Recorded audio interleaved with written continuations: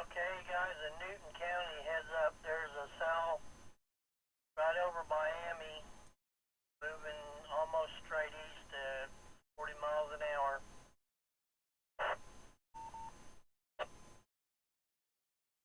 Control, can you repeat that last traffic? November 5, Julie, November Alpha. Okay, there's a cell up above Miami, Oklahoma, and it's moving almost straight east into Newton County at 40 miles an hour. Roger, affirmative, I got that. Appreciate that. Net control, November 5, Julie, November Alpha, clear. Hi, you're welcome, sir. 0FQ, Newton County to net. Go ahead, sir.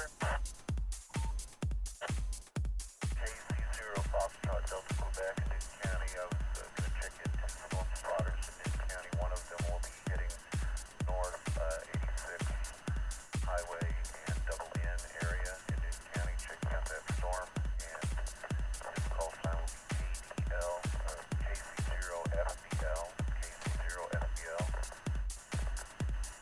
And on KC0FQ, so we'll be spotting in Newton County. Alrighty, thank you, folks. Be safe out there.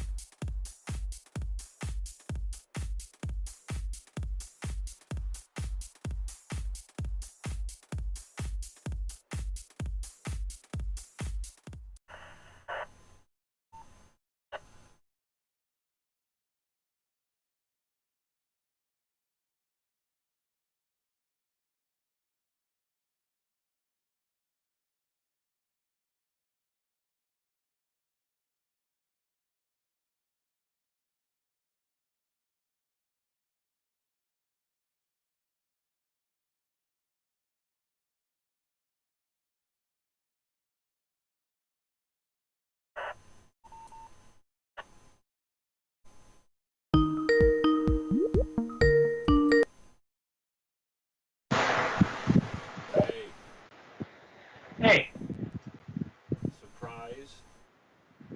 well, hold on just a minute. I haven't quite got it set up. I should have done that before I called.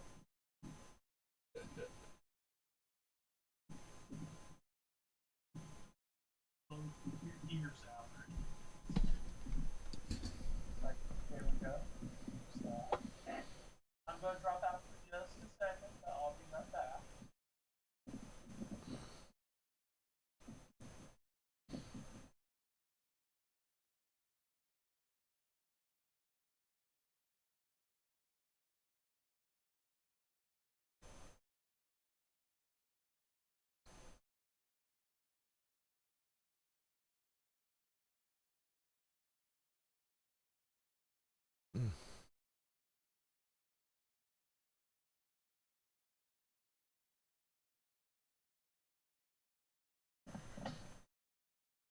Can you hear me, Steve? Yeah, Do I sound okay? sounds good. I'm not using the mic on the headset. Ha. Remember that Oh yeah. I am using that through the day connected to the computer. Ha! Heads up, you guys.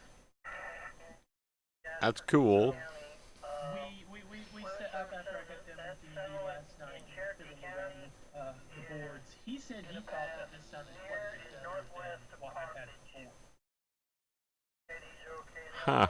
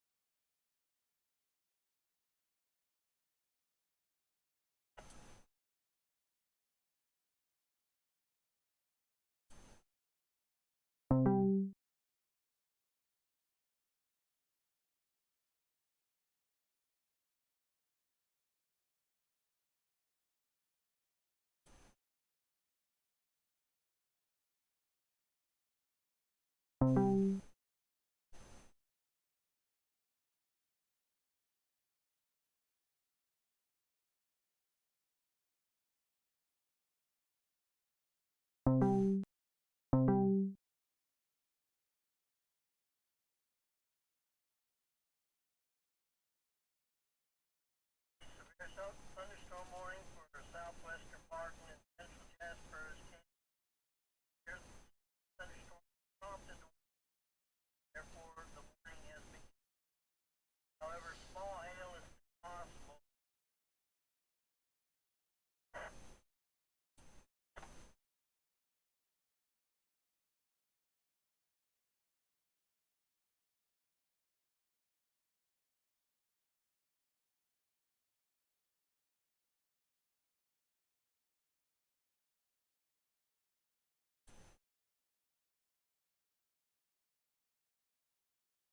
We got severe thunderstorm warning. Cherokee 30 county.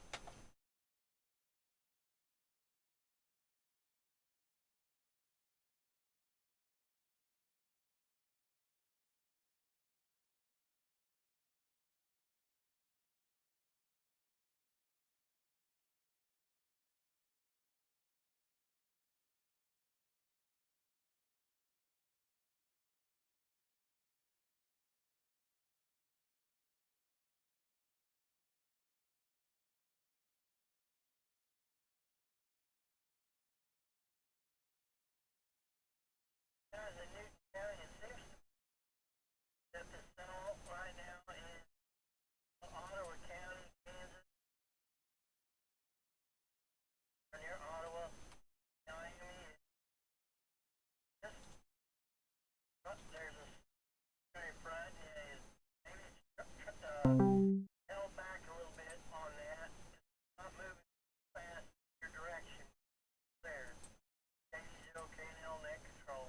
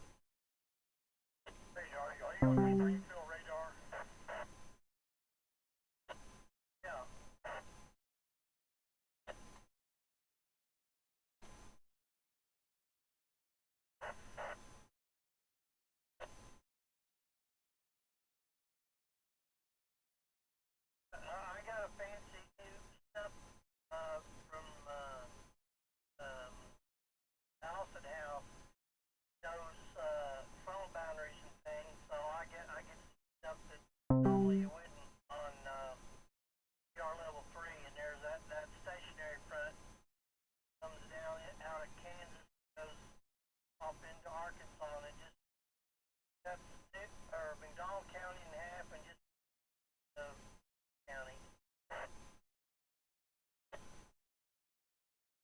Was underground and latest update on timing is 5:27 on the Springfield radar. It's about 5:40 on Tulsa. It's been stuck on 5:27 for a while with Spring. 0.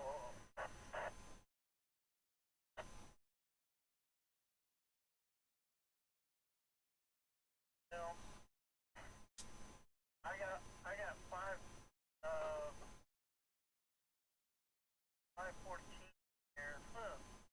Y'all cycle it. What happens? I'm back to 5:14 on mine. I go taller and it's 5:38. So that's why I haven't been moving. NA000. Righty. On that control.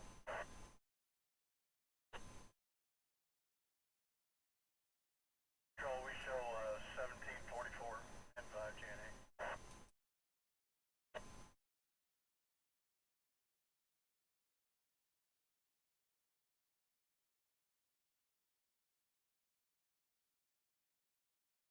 Oh, okay. Yeah, isn't that when you started back up, then something different.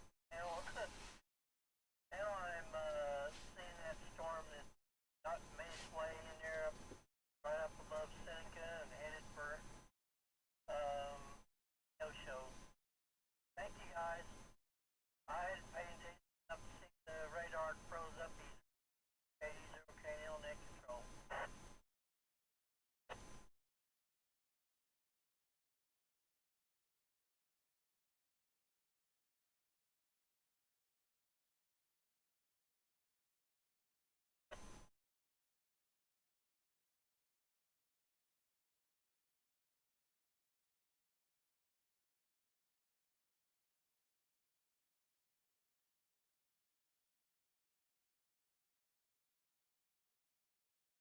Hey, that cell out, there's a cell out there west of Miami, pretty close to Miami, and it's got 2 circulations in it and a really big signal core.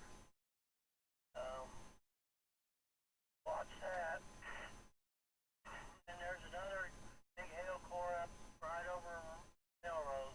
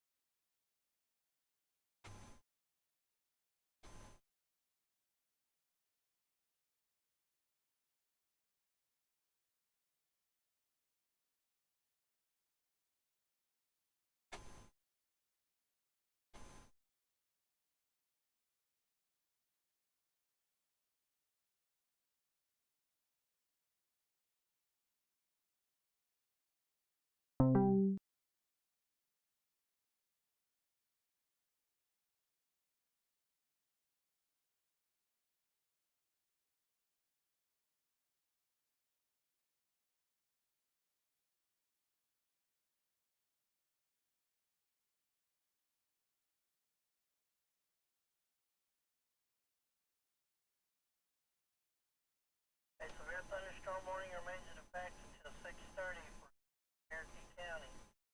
5:46, a severe thunderstorm was located near 7 miles west of Baxter Springs, moving northeast at 35 miles an hour. Hazards are 60-mile-an-hour wind gusts and half-dollar size hail. Locations impacted include Baxter Springs, Trees, Melrose, Crestline, Columbus, Bowl, Neutral, Riverton, Lawton. This is I-44, mile marker 0. The tornado watch remains in effect until 10 for southeast. For your protection, move to the interior room on the lowest floor of the building.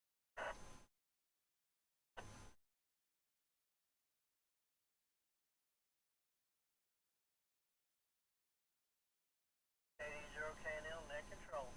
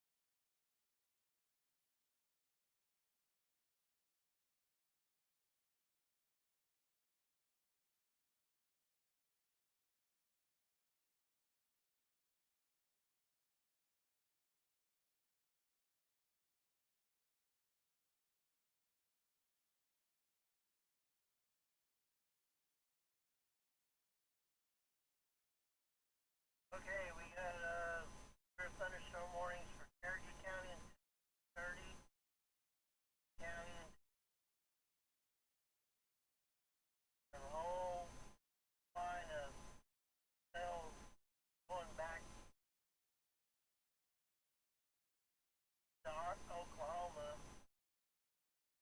past Tulsa, so we've got a lot more to go here, folks. I expect there'll be a lot of flash flood warnings here pretty soon. Faster than things are moving. 80 canal net control.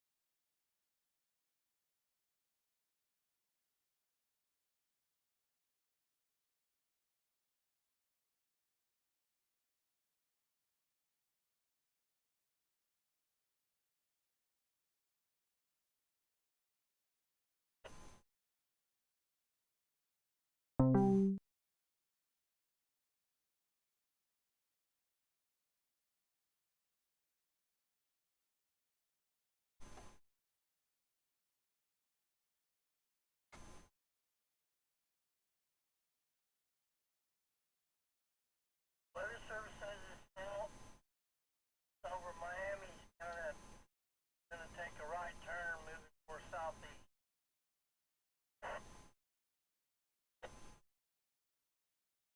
80 canal net control.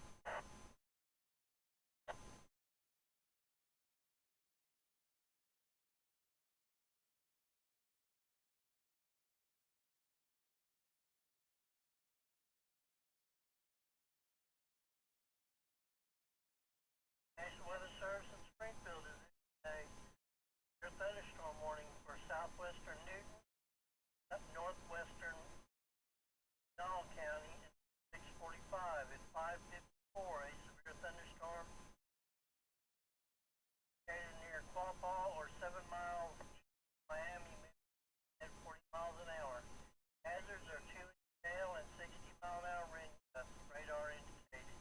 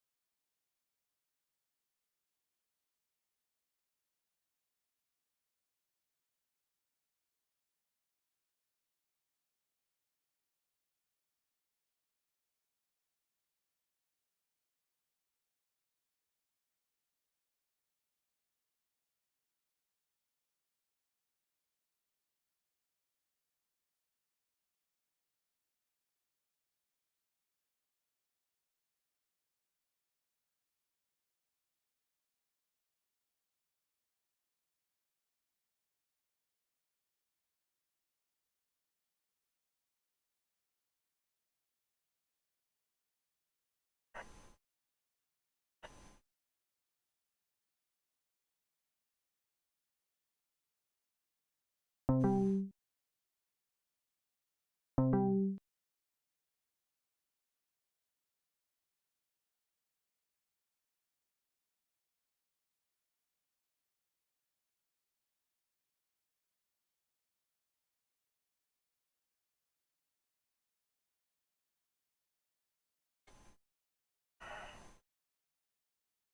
last warning there for McDonald and Newton County, they say that warning has a possible tornado.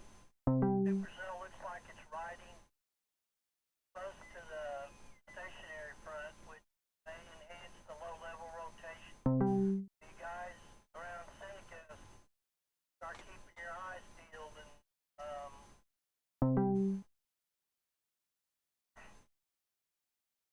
what you see on rotation there, KD0K now net control.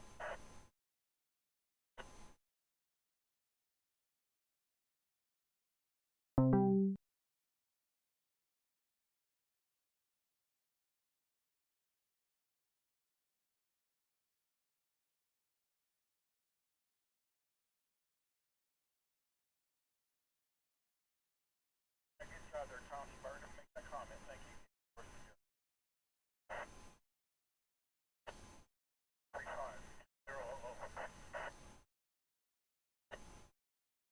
Guys, well, I'm trying to help direct you.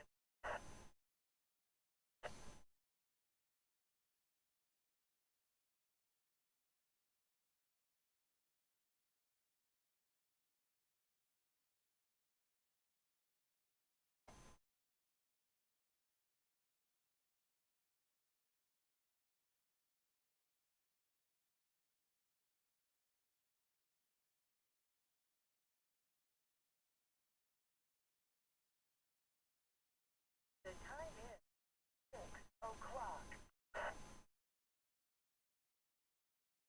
Audi, temperature 83.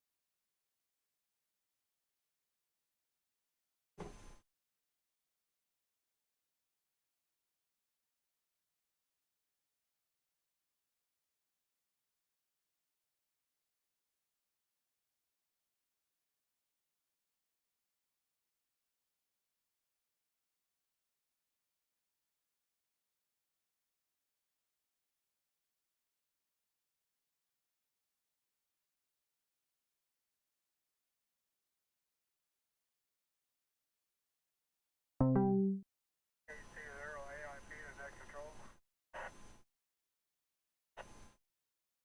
Go ahead, sir. KD0KNL. Look like that cell or any of the cells are going to track toward the Lebanon area. Too early to say. They're not moving very fast right now. They're now crossing out of Kansas and Oklahoma up to the Joplin area, so I wouldn't guess at all. You just have to wait and see what happens. Roger that. I'm out here by the Lebanon airport today. There's substantial damage out in this area for sure. I've seen all the posts. They got slammed. Hopefully all that stabilized the atmosphere earlier, and you guys are immune from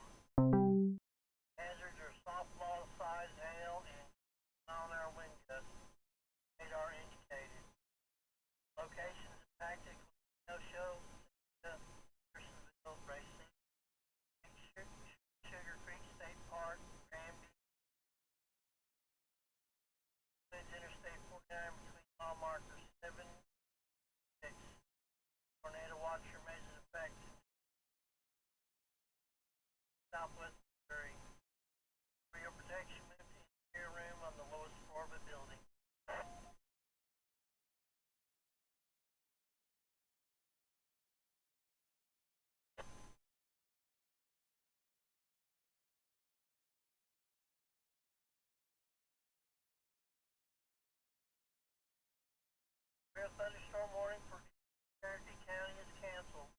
Storm which prompted warning has weakened below severe limits exited area.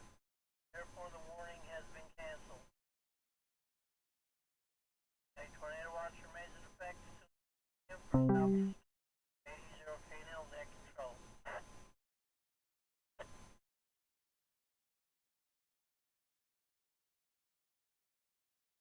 Service sends an updraft with the storm approaching Seneca as rapidly intensifying. Have upgraded hail size to potential softball size hail. Guys, be careful out there. 80 KNL net control.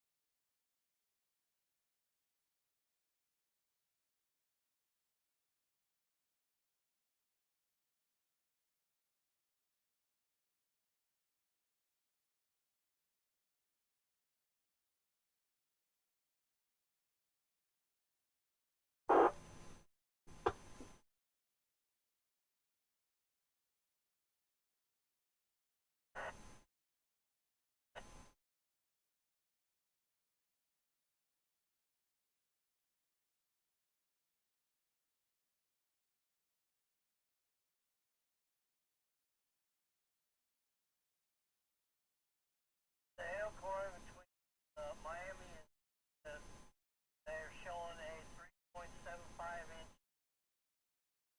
on that thing. Whoa.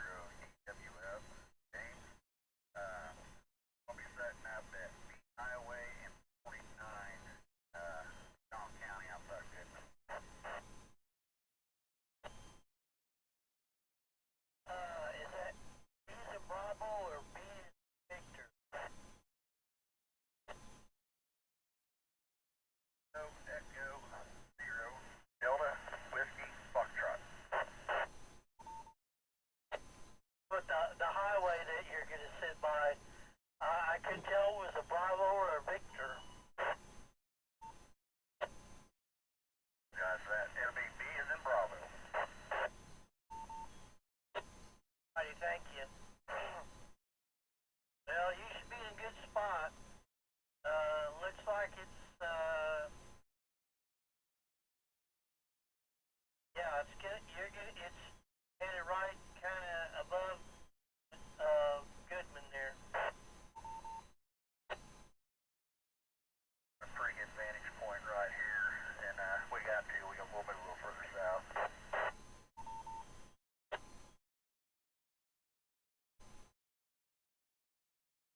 It's sliding along that stationary front, and then, if it intensifies, it'll just keep going southeast quicker. So my eyes peeled.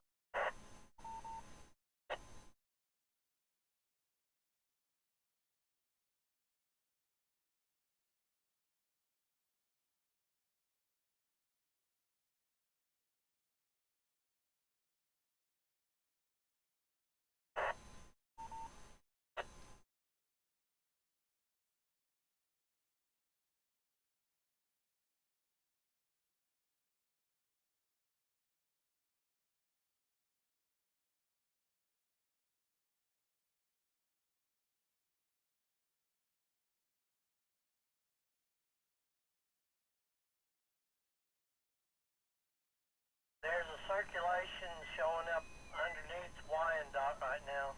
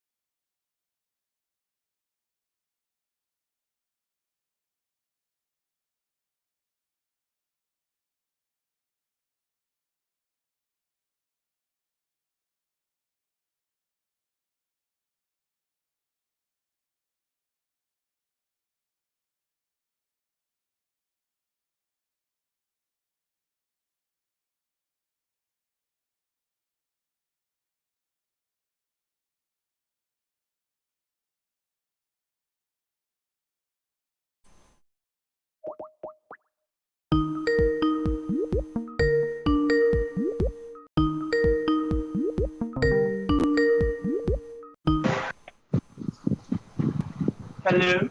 Hey, Hey. You thinking things are getting ready to go boom? I think it's gonna pop. Okay. Let me go ahead and get my stuff set up here.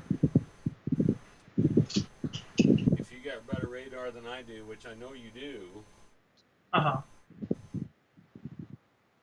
because that's got some real possibilities there. Now, you hear Lewis talk about stationary front.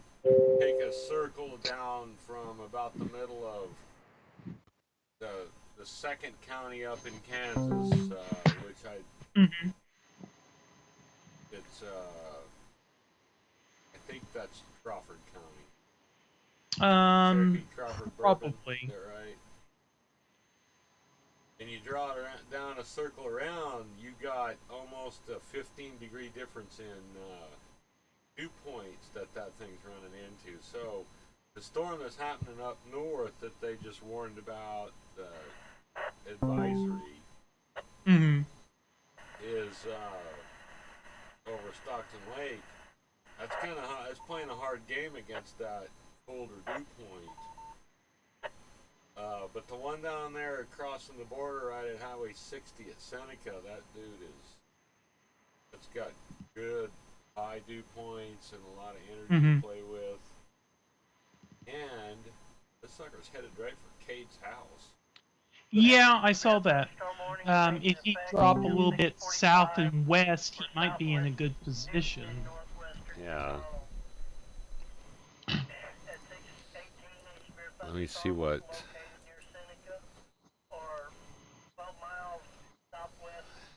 Yeah, it's Cherokee, Crawford, and Bourbon. Yep.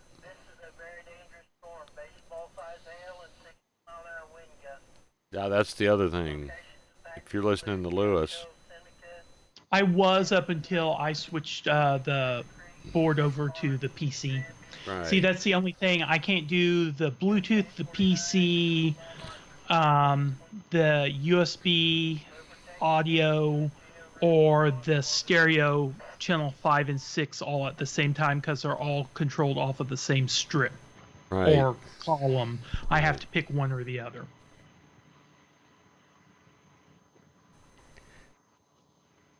But I did have him streaming through it from my phone off of the Broadcastify feed.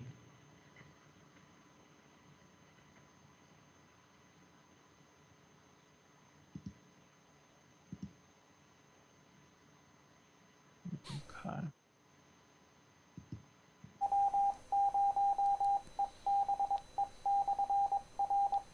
So that's what the 6.4 sounds like on a 15-inch woofer. Nice. I need to get them out of here. I need the space for more radios.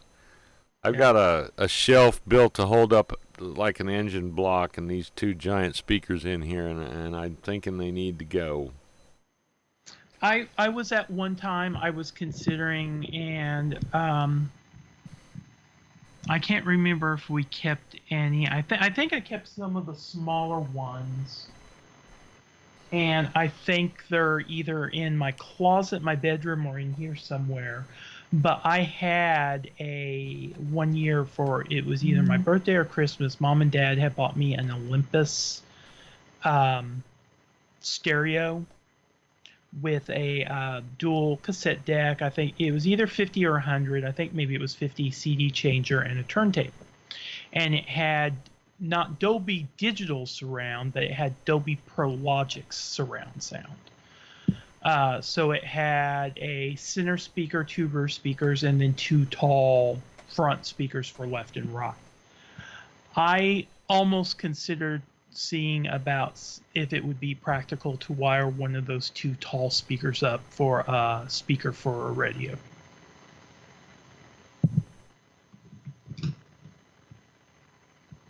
But I don't think I kept the speakers, the tall speakers. I think I just kept the two rear surround and the front center speaker.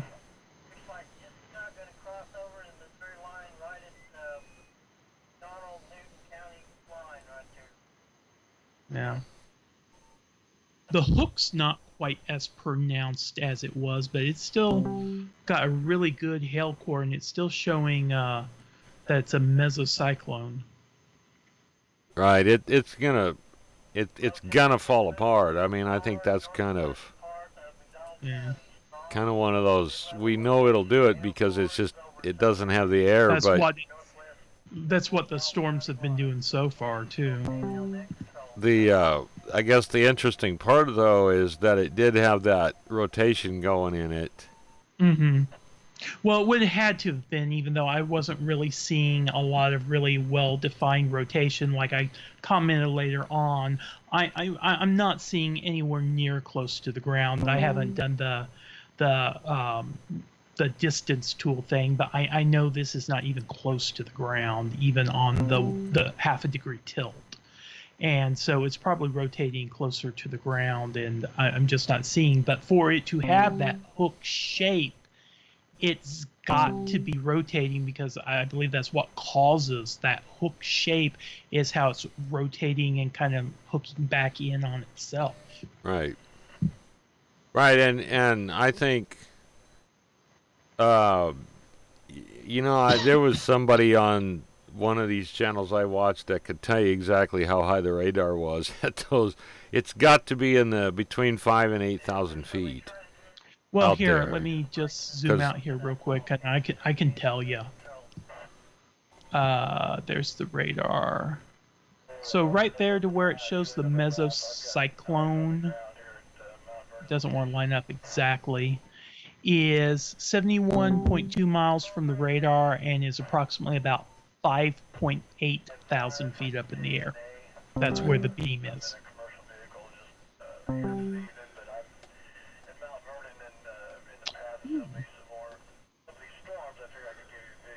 There's yet another nice little storm assembling around Salina. Huh. And me being the grammar Nazi that I've grown into, is it Salina or Salina? If it's in Kansas, it's Salina. Nope, this is in Oklahoma. Probably the same. You know, there's that principle of what it should be, and then there's what the locals say. So True. the only one I know for sure is Kansas. It could be different. I mean, we are living in a state that pronounces Versailles, Versailles. I mean, Versailles, Versailles. Yeah. Yeah. Or Japan. Yeah. I've got a pretty significant rotating, and I would call it storm level rotation there. It's coming in. It is now more in McDonald County, and if it travels on its current path, it's going to continue across McDonald County into the county that Cassville's in, Berry County, and just cross into Arkansas.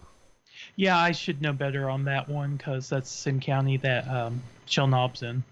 Yeah, I should know.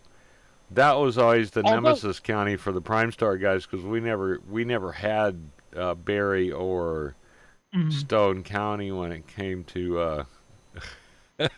Well, that's what I was going to get ready to say. Yeah, it's right there. I zoomed in.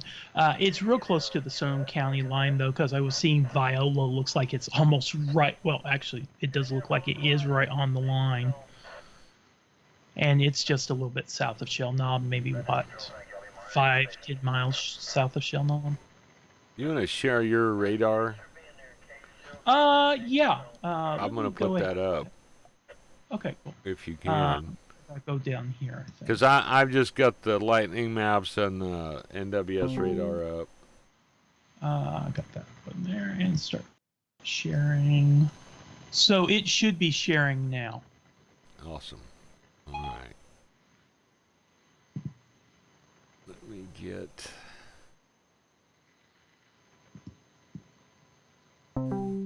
I'll kind of center there in on that storm. That's what we're looking at. Yeah. Ooh, 6:14. That was about, 13 minutes ago? A wall cloud back at Fairland. 2 miles northeast of Fairland, Oklahoma. Rotating wall cloud 6 miles east of Fairland, Oklahoma. Strengthened, but nothing severe right now. 80 KNL, net control. It was from Spotter Network.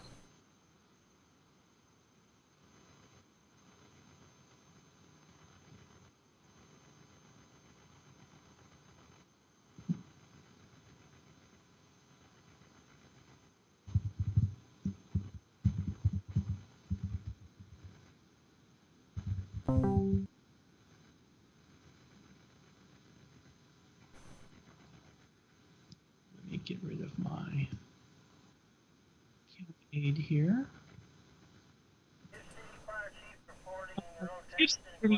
Chief reporting Agent West Goodman. Now, if we my little tool here, here's Goodman. So we go out about 5 miles. Yeah. Well, that reflectivity's got one heck of a notch in it. But that's not where your TVS is, though, is it? I'm not showing a TVS on it right now. You're not? No, but if they just issued one, it may not have quite updated yet because this is from 2 minutes ago. Well, now it just it's still 2 minutes ago. I've got it as a mesocyclone, though. Yeah. So the whole thing's rotating. Yeah. Oh, come on.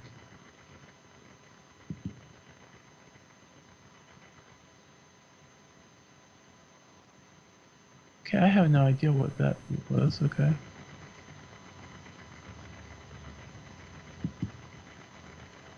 Huh, that's weird. I've never had it do that before. Oh, you know what? I know why. Never mind. Sometimes I forget I have to turn those tools off. So it is, okay, it does not show TVS. It's just a mesocyclone right now. 100% chance of hail, 60% chance of severe hail, max size 2 inches, which is largely what they've been talking about. Moving east at 31 knots. So let me go ahead and take this off and zoom this back out. Looks like the hail core, if it's not in Goodman yet, it should be getting there just very shortly. And let me get my little conversion tool going. Conversion tool. 31 knots, right? Let me pull this back over here. So 31, about a little over 35 and a half, almost 36 miles per hour. You know, I'm gonna tell you those rotating winds. I'm not sure the accuracy of that on Doppler, but Well, I think anytime you look at anything, whether it's rotation speeds, just wind speeds in general, or anything, their guidance is it's an estimate. It's not 100% accurate. It's an estimate based off of the radar. right. And my guess would be an underestimate. Yeah. That's my guess. Now they're saying Goodman EM reporting rotation, organizing approximately 3 miles west of Goodman. Right. I think we heard that on the 409. It was the fire chief. Sure.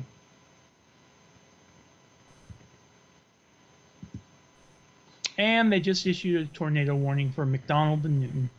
National Weather Service Springfield has issued a tornado warning for south central Newton County and northwestern McDonald County until 7. At 6:31, a thunderstorm capable of producing a tornado was located near Anderson, or 11 miles northwest of Pineville, moving east at 40 miles an hour. Hazards are tornado and tennis ball size hail. Radar indicated rotation. Locations impacted include Neosho, Anderson, Big Sugar Creek State Park, Goodman. This includes I-49 between mile markers 7 and 17. Take cover now, move to a basement or an interior room on the lowest floor of a sturdy building. Avoid windows if you are outdoors in a mobile home or in a vehicle. Oh, it looks like that hook kind of between Goodman and Anderson has kind of picked back up and become more pronounced again.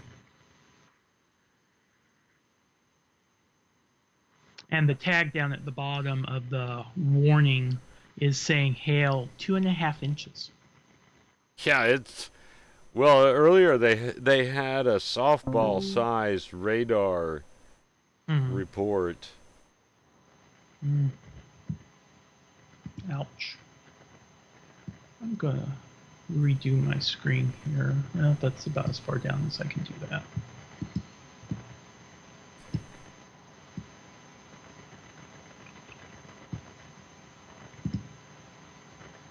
Let me shift that back there.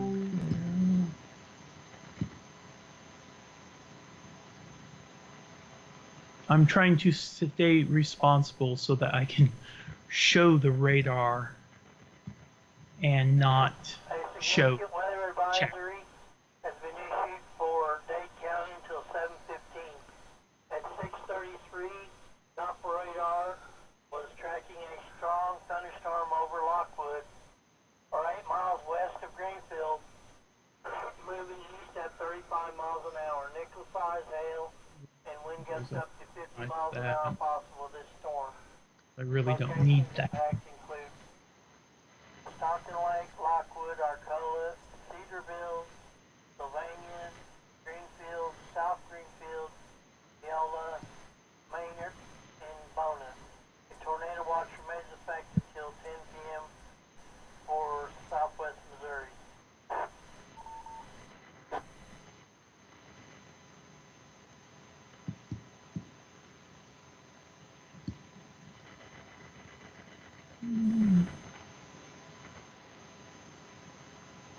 Yeah, probably.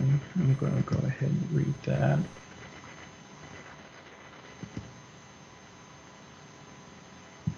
And probably post it. Stand by. All right.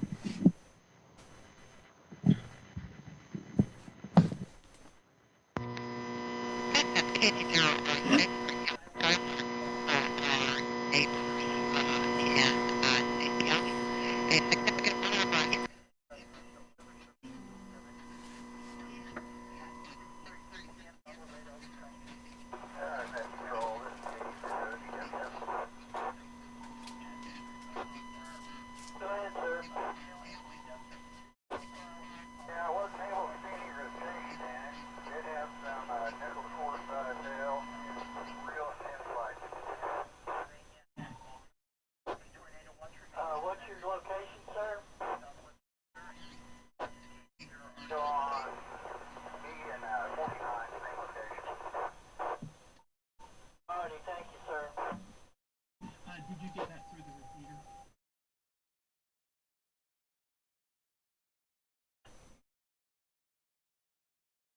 Steve? Okay.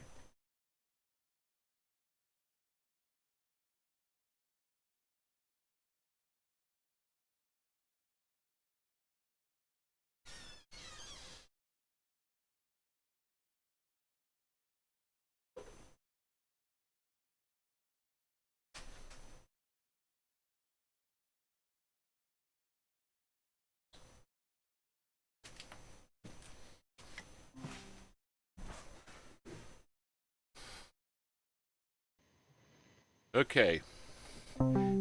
So the when you transmitted, Mm-hmm. as probably you might have surmised, your RF gets into the mixer input really big time. Okay. So typically the answer to that is get your antenna away from the mixer board. Okay. So we may need to on a chance come over and kind of get an antenna out away from everything that you've got going in the room there. I got you. But you know, you're What are you thinking the solution could be? Would it be something that could maybe like put it on the other side of the room? yeah, Okay. yeah. In fact, um, just any surprisingly, there's places in there uh, where it'll not get into it so much. It's probably not as far away as the other side, but that's the easiest way. That's the guarantee. Yeah, I would say it's probably maybe 3-4 foot apart right now.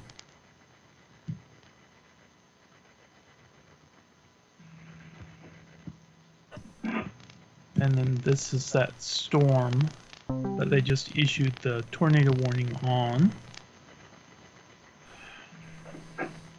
And it looks like maybe this is cycling because it looks like this hook gets pronounced and then it kind of gets muddled, then it gets pronounced more, and then Right. kind of gets muddled again.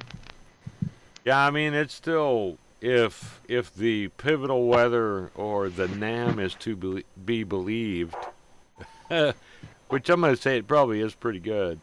Hmm. It may be waffling in and out of really good warm air that's feeding it.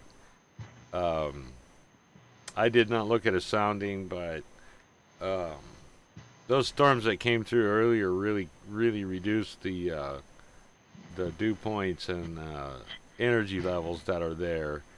And Okay. it's just every storm that happens to blow up above that cutoff it's just gonna die. It just it sucks all the energy out of it. Spotters say there's heavy rotation right over on the north side of Anderson.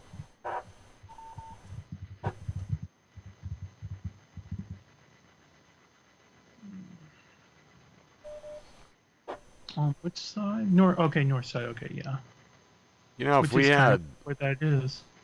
if we had a good uh, remote receiver transmitter Mm-hmm. that we could all use on these live feeds, that would be great. Because I have the same issue.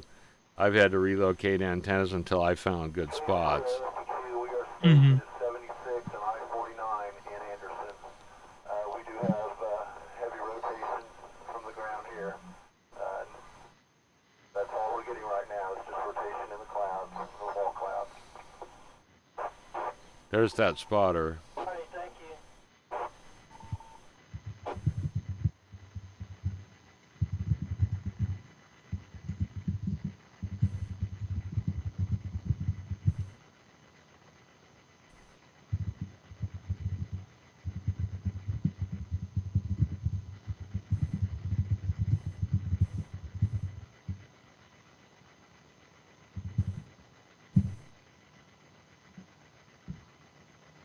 So if you see those the storms up north there, up by Mm-hmm. Stockton and Greenfield, you know they're still hanging on, but they're reducing intensity as they get going, and Oh yeah. um, Because when these were back along the Kansas-Missouri border, they were more supercell-like. Now they've kind of right. elongated out, and I think they're just going to be heavy rain producers. Maybe a little bit of hail, but I'm not really seeing much of a hail core in any of the three of those. Right. It's right now, it's all this right here. There's another. I'm just catching this, and it's high level rotation because it's 100 nautical miles out from Springfield, but Mm-hmm. down in little ways into northeast Oklahoma has a pretty solid rotation. Mm-hmm. You mean this stuff here? Right. Yep. And that's like south of. I'm trying to figure out because College of DuPage doesn't have names.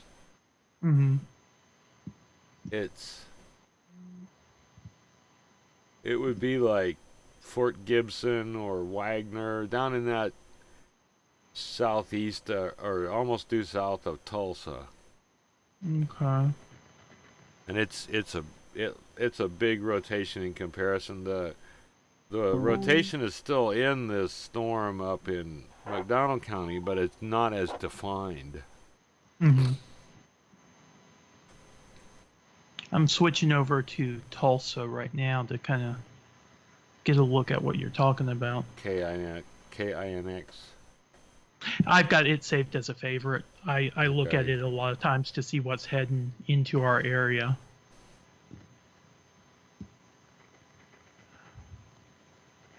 Kind of around Rainwhite and Boynton. Is that kind of where you're talking about? Yeah, Kind of that's well. west of Let me Muskegee. look. Yeah, Okay. yeah. I Bring didn't up realize it was that far out on the map because I don't have the. That's quite a ways Okay, out there. so That's south of the Arkansas River. That's now they did just cancel the tornado warning for Newton, but they're yeah. continuing for McDonald. Tornado warning for And there is a little bit of some hail here.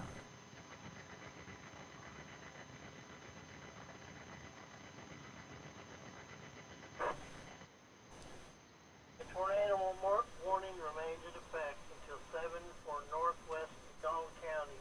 At 6:43, a Go severe ahead. thunderstorm capable of Let's producing switch a this tornado around here. was located near Anderson or near Pineville, moving east at 30 miles an hour. Hazards of tornado and tennis ball size hail. Radar indicated rotation. There might be a little bit of some rotation in some of these little pockets when there looks like a little bit of red right there. This includes I-49 between mile markers 7 and 13. but I don't think it's like to a basement or interior room on a the lowest tight, floor of a really storage building. organized Windows rotation, but dry there is. outdoors. It does look Minimal like there may be walls, some raised ankle rotation in boots, I there. was. I don't know if you can do it, but I was on the flying debris. KD010L storm relative velocity, and you can Mm-hmm. see it much better. Of course, Yeah, I'll that's change over to that that's here in just a actually was second. showing up on the, and I'd have to move over to the Tulsa radar because I was on the Springfield radar. And that had to be way up high in the storm. significant weather advisory been issued for Yeah. Acre and northwestern Yeah, Dallas see, there's counties that until red kind of 7:30. pops out a At little bit more right 6:44, there. Alpha radar was tracking a strong What's it thunderstorm look like? near Wheaton, or 7 miles southwest of Hermitage, moving east at 45 miles an hour. I will have to say I am liking that 5 gigahertz Wi-Fi. My radar products load quite a little bit quick. Pittsburgh, Preston, Demo, Palm Beach, State Park, Urbana, Flemington, and Elkton. Back to 1. A severe thunderstorm watch remains expected until 7 p.m. for southwest Missouri. KD010L net control. Yeah, that on the most recent update, that storm down in McDonald County kind of fizzled. well, I ain't gonna say fizzled because it's still got a lot of wind in it, but just kind of has weakened in intensity.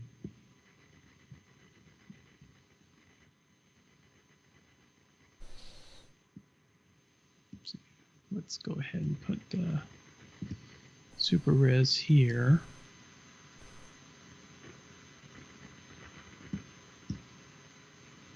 See, there's a little bit of red. There's some red there. Let's see, tilt 2. Okay, a little bit more pronounced in there and a little bit over here. We'll do tilt 3. yep, I see it. Just south of, I can't read it. And tilt 4. I don't know if they've got. I bet they've got a tornado warning on that one, but Where's that at now? no. Okay, you're looking. You're back at Goodman. Okay. Yeah. I went back to the Goodman area. Yeah. Oh, Cade, okay. our representative of the Jungle Chasers, or at least a guest representative, is in around Wheaton, and he's got firefighters out doing emergency calls. He said he had 8 people in the area, so that's a bit worrisome for them guys. Mm-hmm. Yeah, now this does look much more pronounced on the relative mean velocity than it does on the super res. Right. So I think the reason why our weather service canceled the warning is because of eyes on the ground. But that storm, it is I would consider that storm scale rotation. Mm-hmm.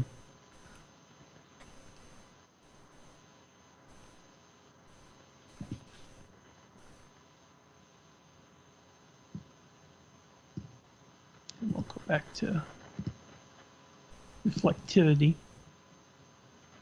Ooh. See here again, kind of a more pronounced hook here. Let me go ahead and get my tool here. So you've got more of a pronounced hook there. And then it's got this pretty big hail core.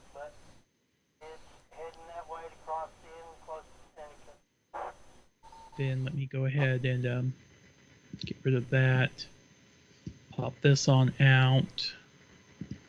And so we've got not quite to Washburn by 7:06, about in the Seligman area about 7:21, and then to Beaver about 7:36. And if that kind of keeps on that track, kind of going generally kind of southeast to south, it might possibly end up kind of close to Eureka Springs. Yeah. Hmm. I didn't catch all that he just said, but they did not cancel the tornado warning for that.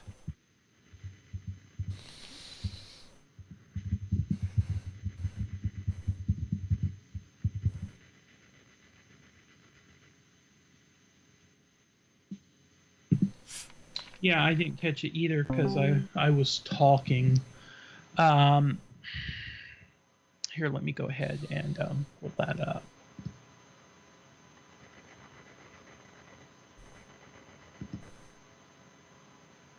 And that was the thunderstorm watch. I think most of the counties that were still in that. Weather Service of Springfield has issued a severe thunderstorm warning for eastern McDonald County and southwestern Berry County till 7:30. At 6:50 Okay, yeah, it doesn't specify. It says that they will allow severe thunderstorm watch 160 to expire at 7 p.m. For the following areas, and the data watch 163 remains valid until p.m.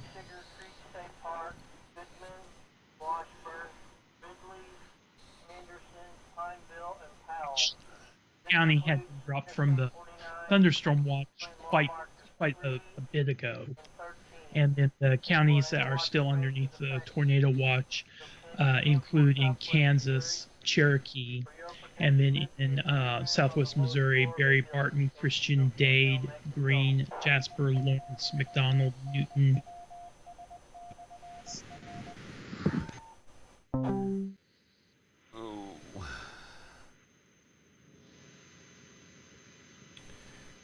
We got a report by law enforcement. Golf ball sized hail 8 miles east of Anderson on 76. Mm-hmm.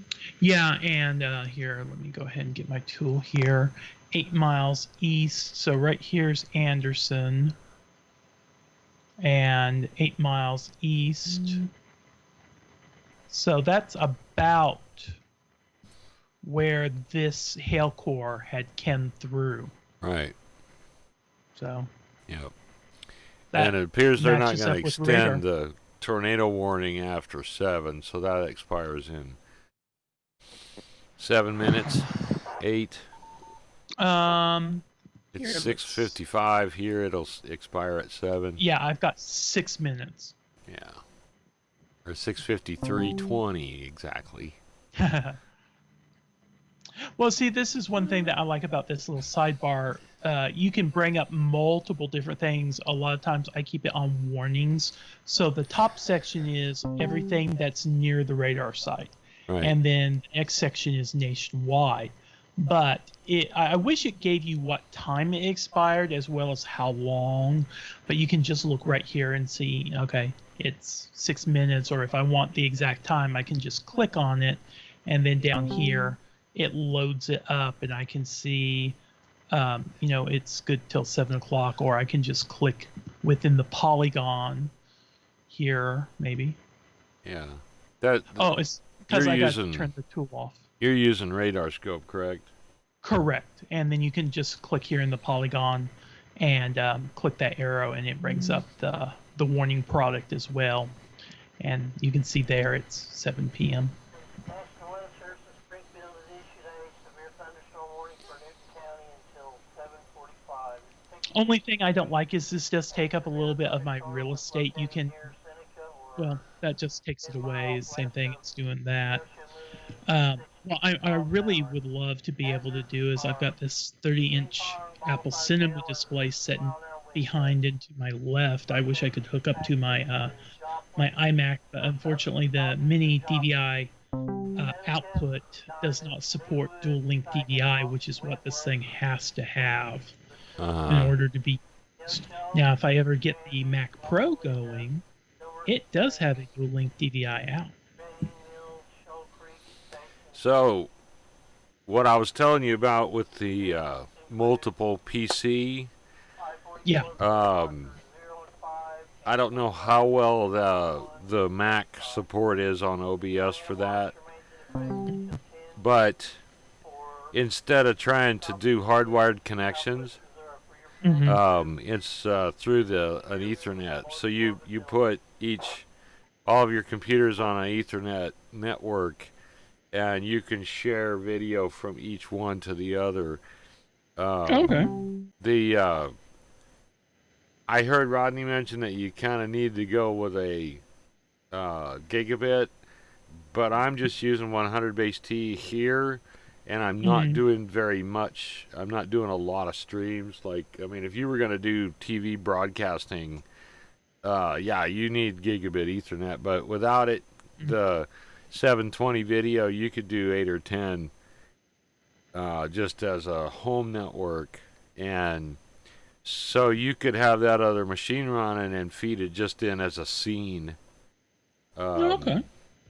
It's really, I think it's pretty awesome because and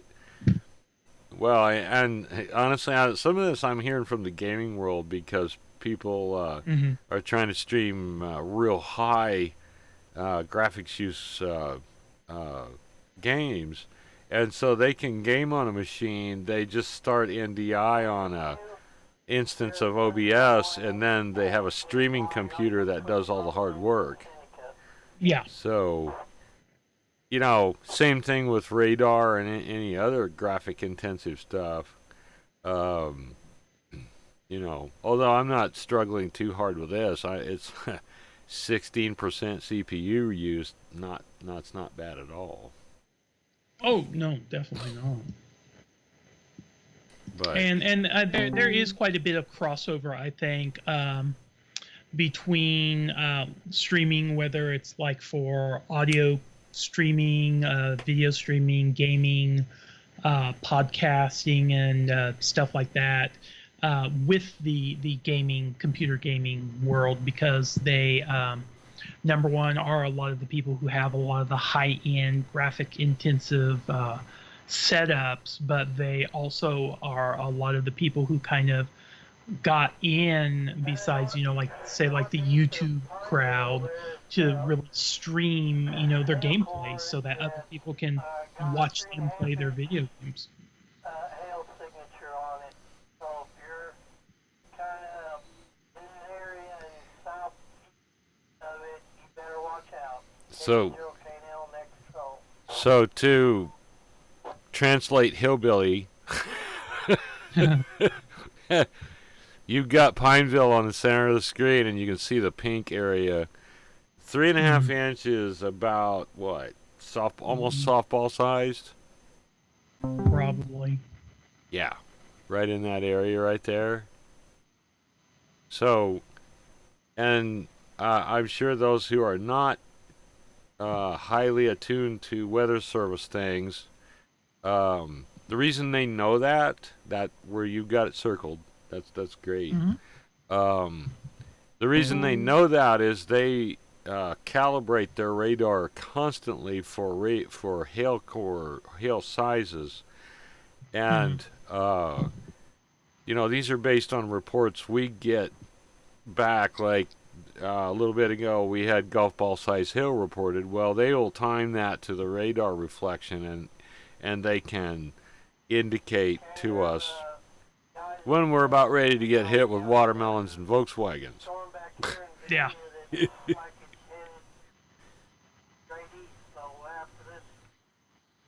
When it gets out of here, there's another one waiting in the wing. 80 KNL net control. At least it's not severe warned yet. Yet, right.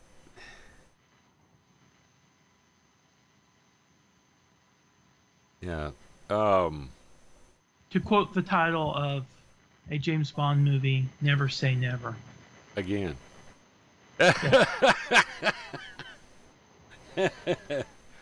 For anyone who knows the history behind that movie. The time is 7:00 p.m. Weather, conditions, cloudy, temperature. If Sean Connery said that he would never play James Bond again. And he did. And they said, would you do it for X amount of money? And he said, yes. Well, of So course. what they ended up doing was they ended up making the movie Never Say Never, which is basically, and in some places, almost an exact remake of the movie Thunderball. In fact, there are some scenes in the movie where he's actually literally in the same location that they filmed a scene for Thunderball. It's just like I know he's at a hotel at one point in the story, so they've got him in one scene in Never Say Never, like on the opposite side of the pool from where he was in Thunderball. The makers of that film, they had a little bit of fun with that. I think slightly in a friendly way at Mr. Connery's expense. Yeah. Because he was the one that said, and I think he even said, there is no amount of money that can get me to play James Bond again. Except that amount of money. And they mentioned his magic price. Yes. And I remember the scene in that. I think that was the same one where he was playing the domination of the world, where it would give you electric shocks. And I can't remember. he traded this exorbitant amount of money for one dance with Domino. And they did the tango. Oh, man.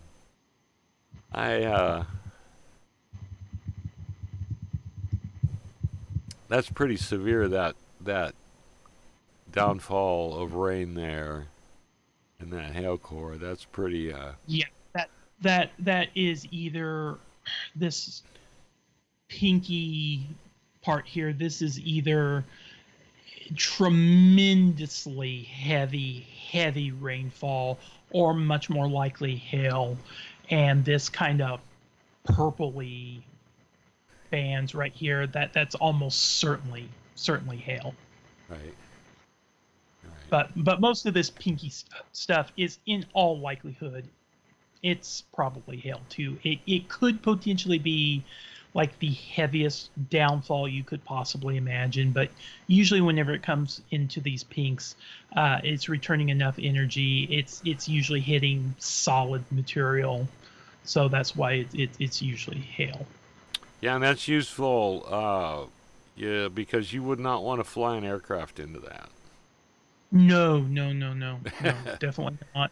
In fact, I can't remember if it's the area forecast discussions or if it's the mesoscale discussions. It may possibly be both. They have a section just for aviation where they highlight issues from the weather that could be something that, a pilot who's going through that area might potentially need to know and make adjustments to their flight path, or maybe decide not to fly through that area.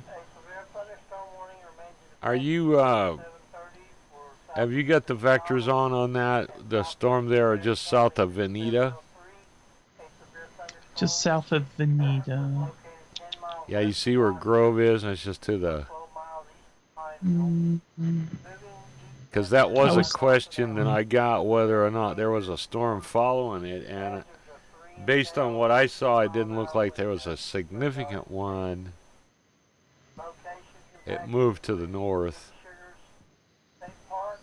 Looks like. I saw Veneta earlier.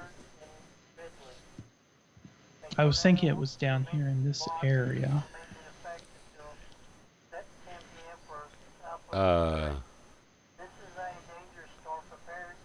North of there. Yeah, there it is, top of the screen. Almost in the middle of the screen now. It's just a small cell. And okay, right there. Yeah. Okay. Silly me. It looks like that one has a path heading towards Lanigan. Mm-hmm. Now, in the big picture of things down there, those are pretty close together. They're not real far apart. Yeah. Now, just a little bit west of Lanigan, around 7:56 p.m. Right. But not, And it then is not it going to continue. repeat back into the area of Wheaton where our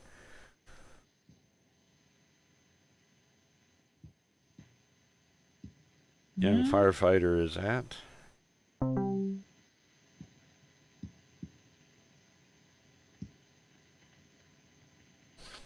yeah, it's probably going to go a little bit south of there. Because if we kind of continue this on, maybe if it just kind of goes maybe just slightly north a little bit. If it continues that way and doesn't turn south any, it might kind of go towards Cassville, but kind of up here in this area. In fact, let me go ahead and turn my tool off and click on there. And yep, that's the case.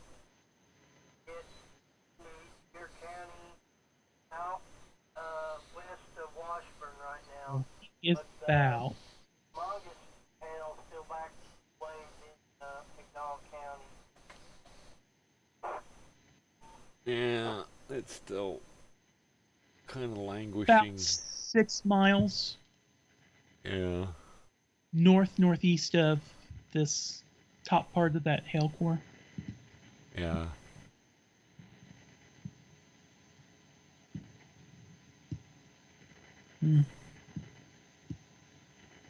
And then if we zoom out, we're all the way over here. Yeah. Nothing. Yeah, and is there again, there's the storms up, which have become basically just a slight rain up north. Yeah, they they've hit really that lost lower their dew points, intensity. and Particularly this one right here. It's and my screen just updated and it's even less now. right, yeah, It's just like falling apart. This one is weakening. This one still looks like it has a little bit of oomph. And I'm not for sure. Did this break off from this, or did this maybe form out in front of it? Let me roll it back here just a little bit.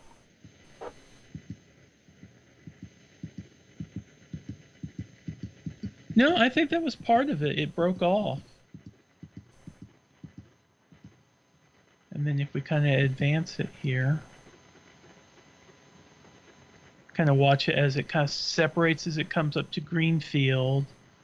And then this little piece kind of, it's not quite broke off. It's got just like a little segment there, but I'm not sure that even classifies as the significant advisory anymore. yeah, probably not. But it is something if you're It is. if our viewers are in that area.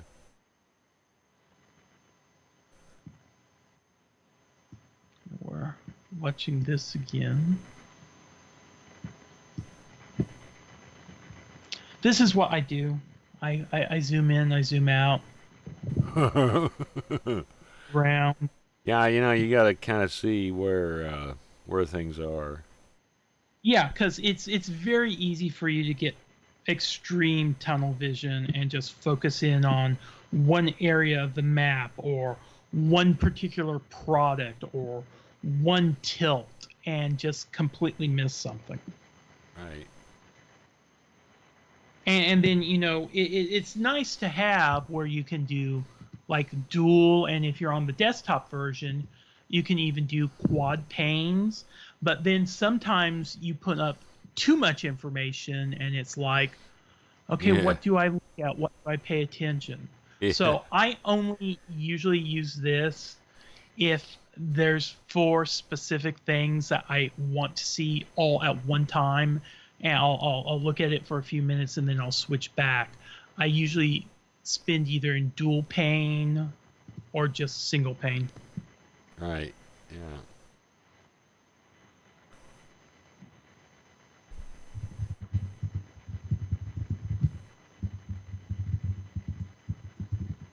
I don't know.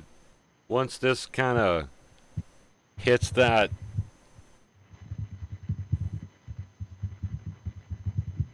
well, I guess it would be Beaver, Oak Grove, Arkansas.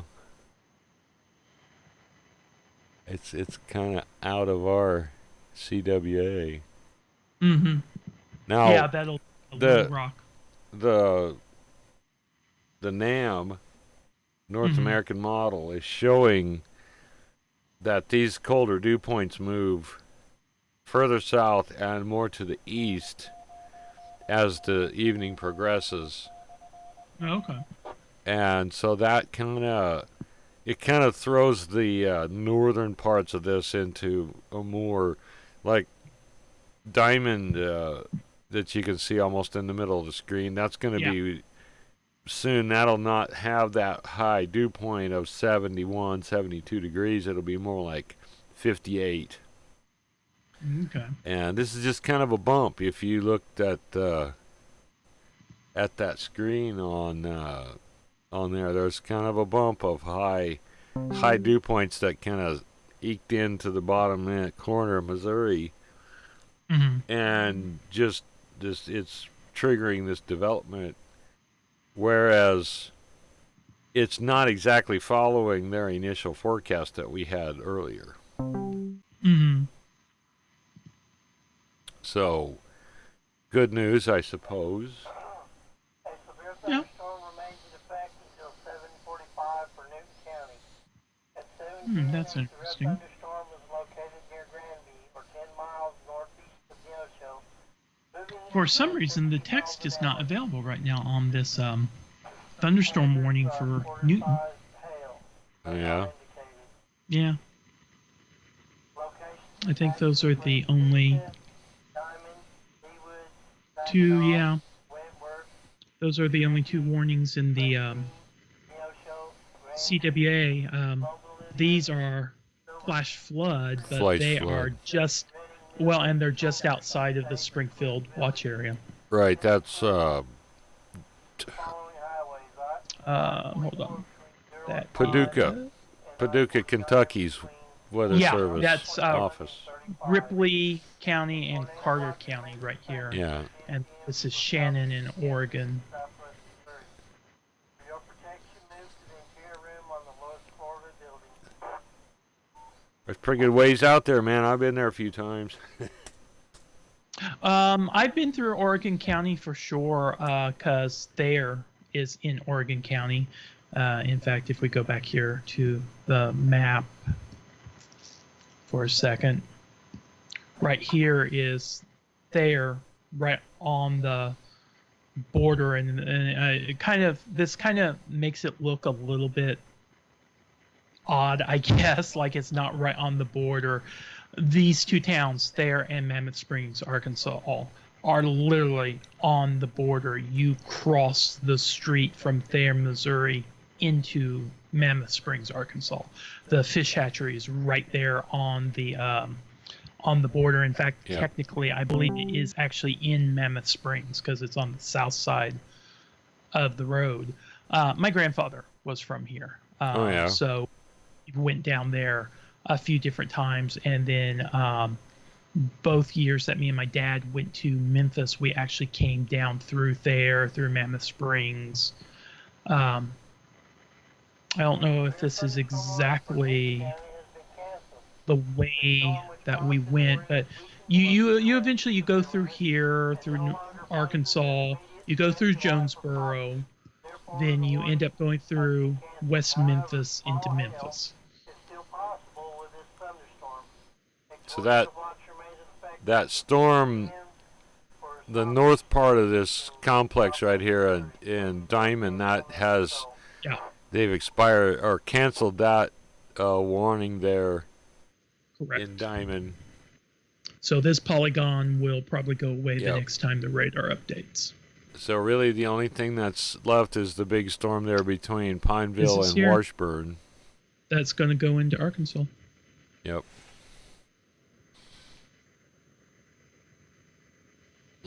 That's another sleepy night for Greene County Skywarn. Yeah.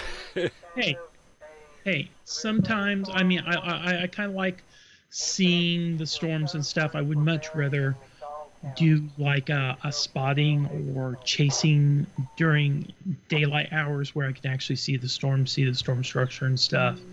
But and it is sometimes fun to watch these things on the radar and watch chat and see what's going on with that. But also to keep in mind that it does affect people's property may be damaged, people may be hurt. Unfortunately, a lot of times people get killed during these storms. Right.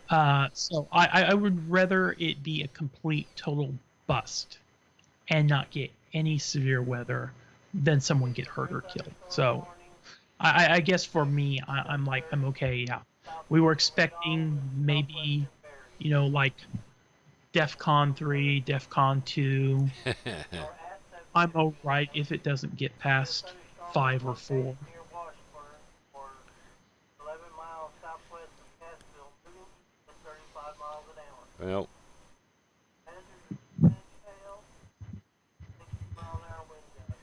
I think the big interest I had this evening was the possible threat of a tornado, and Way out. it's very much subsided. So I don't know. We've got a lot of precipitation going on up north, but it's definitely nothing real severe. Why am I not getting?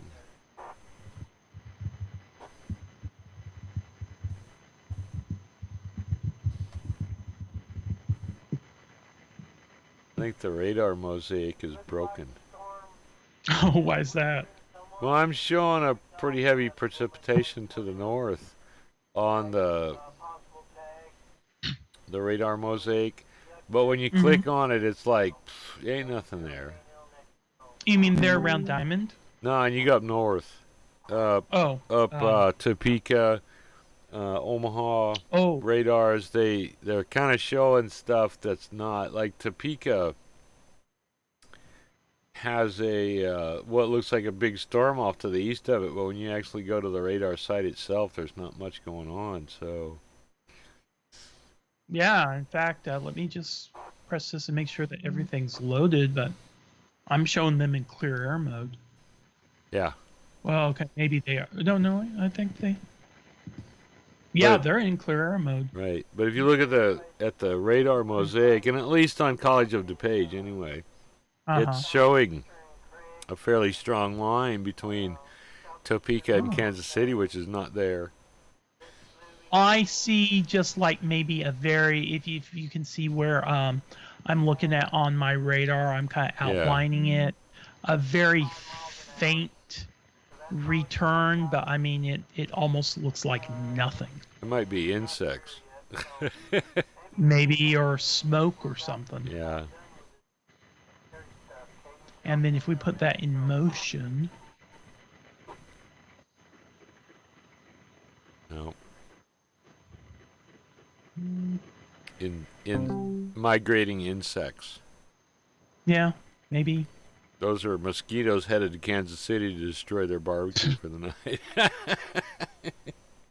They will. I'm sure there's probably maybe some people watching the stream that's like, really, birds, insects, smoke. Yeah. With the newer radar, it will show up.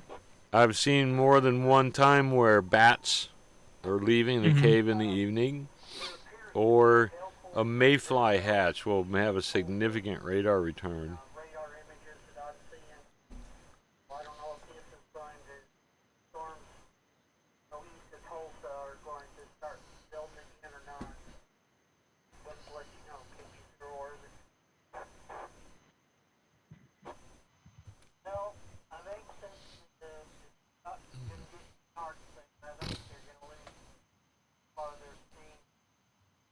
Most of everything acting up in the last 2 hours has been right along this stationary front. Everything else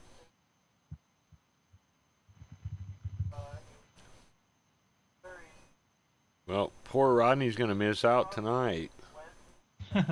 Yes. He doesn't get done till 8. That's what I heard.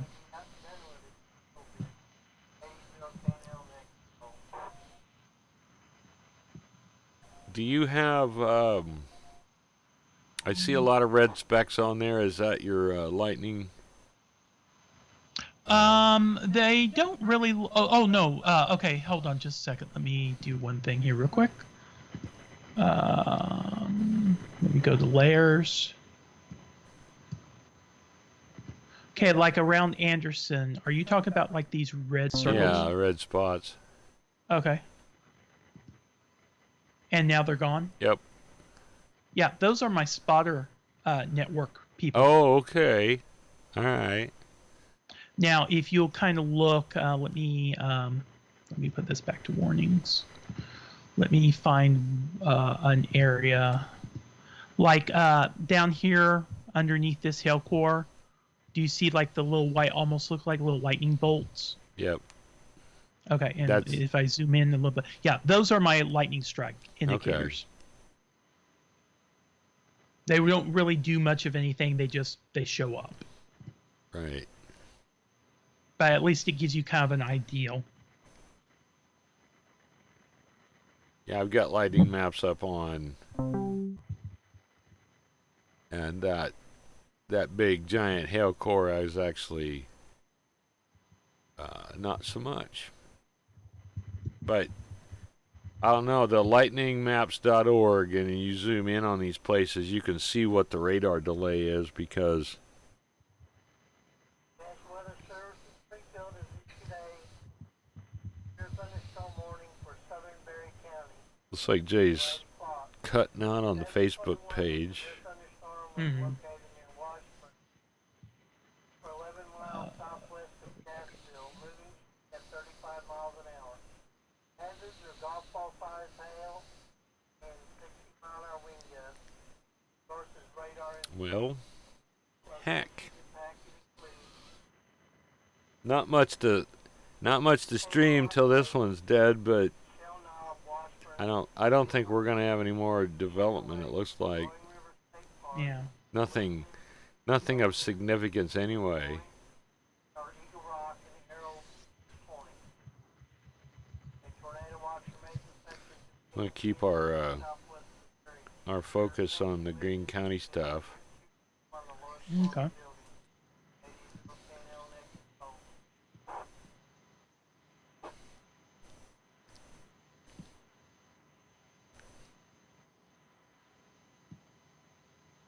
We have ground clutter and a wispy little something going towards Pleasant Hope. The kind of rain that makes your picnic not enjoyable. Yes. It's not a deal breaker, but it's just not as fun. No. It's the kind of rain that you're thinking, well, if I had to put up with the rain or ants, would the rain really be that terrible that I'd pick the ants? Yep.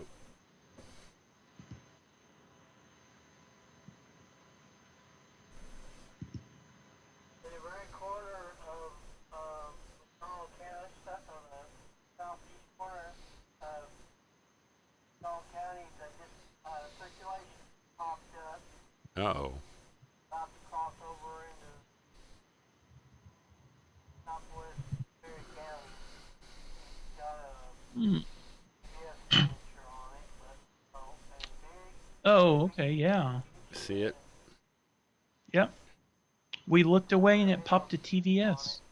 Yeah, ooh, look at there. It's even got a notch. Yeah.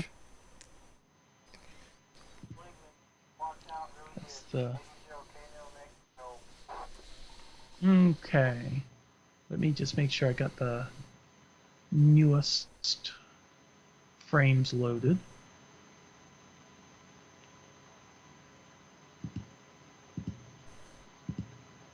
Okay, yeah. Here's your hail. Here's your TVS. Here's your notch.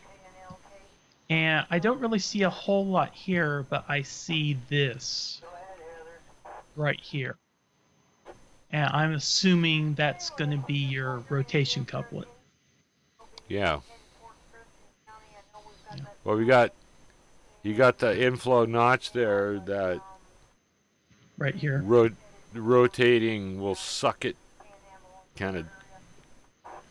Into I say suck it dry. That's probably not a real fair comparison, but Mhm. at least the training I got on seeing those things, that's the way they put it was it'll suck warm air in that does not have rain in it, so you get those little couplets, those little notches in the southeast corner or near the inflow. Mhm. And And then this is usually it kind of spews the hail right out now, this way, and now of course we done some pretty interesting looking at these things with the correlation coefficient, mhm. which would Which I indicate can whether or pull not that you've up. got a something on the ground, because it'll show the Pretty much got it all balled up. Otherwise, we will to her. yeah, I don't see And I am anything not there. And super great with this darn thing. Or maybe it's not so much that I'm not There you super go. great with it. Maybe I lack my confidence now. so you can see the inflow notch as that greenish part of the correlation coefficient. Around in here. Right, but that does not indicate a tornado on the ground. What you'll see is like a hole, and it'll be a persistent Yeah, hole and- that stays there. Blues, 0.7, 0.6. It will be consistent. That's what they had said in training. And let me kind of walk back the frames here a little bit.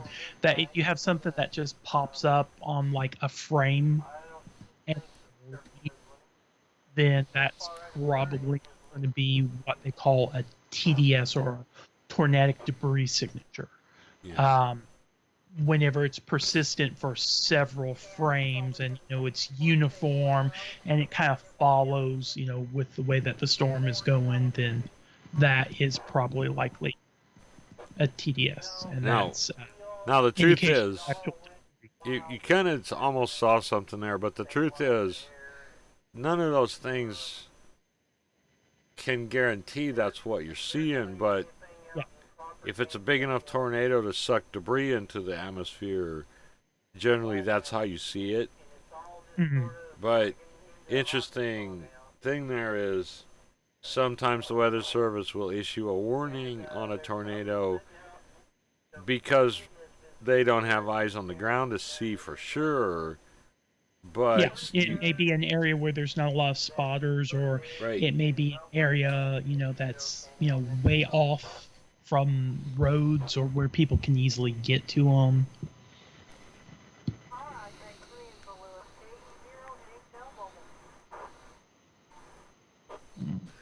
yeah, if I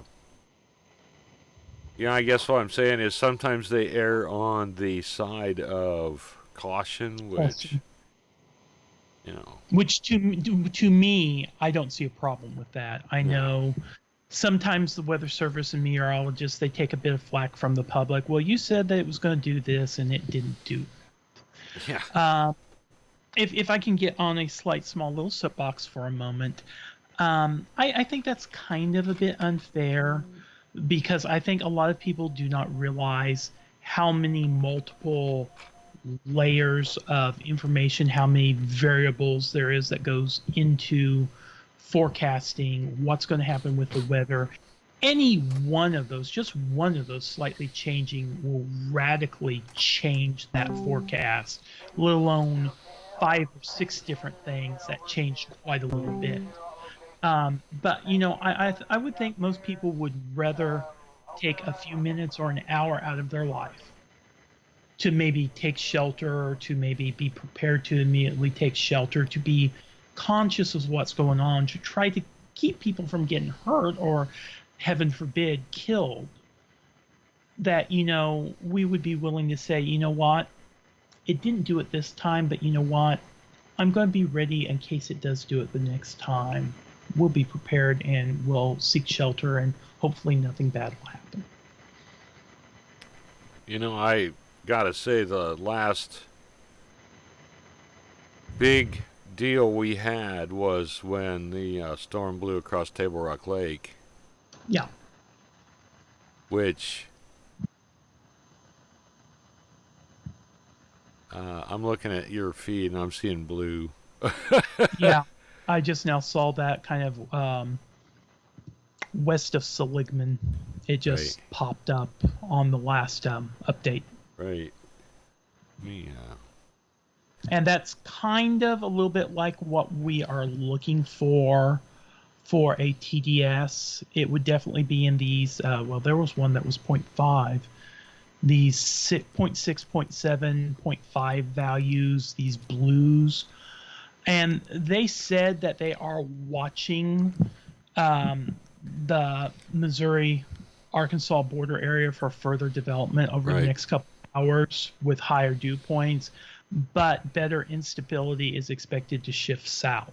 Right. So yep. I'm not hearing anything here in chat, just kind of scrolling back up. Yeah, they're pretty quiet about it. That they're saying anything about a TDS or anything there. So we may find that the next frame that may just completely disappear. Right. The was that 2 years ago when the duck sunk out there in Table Rock?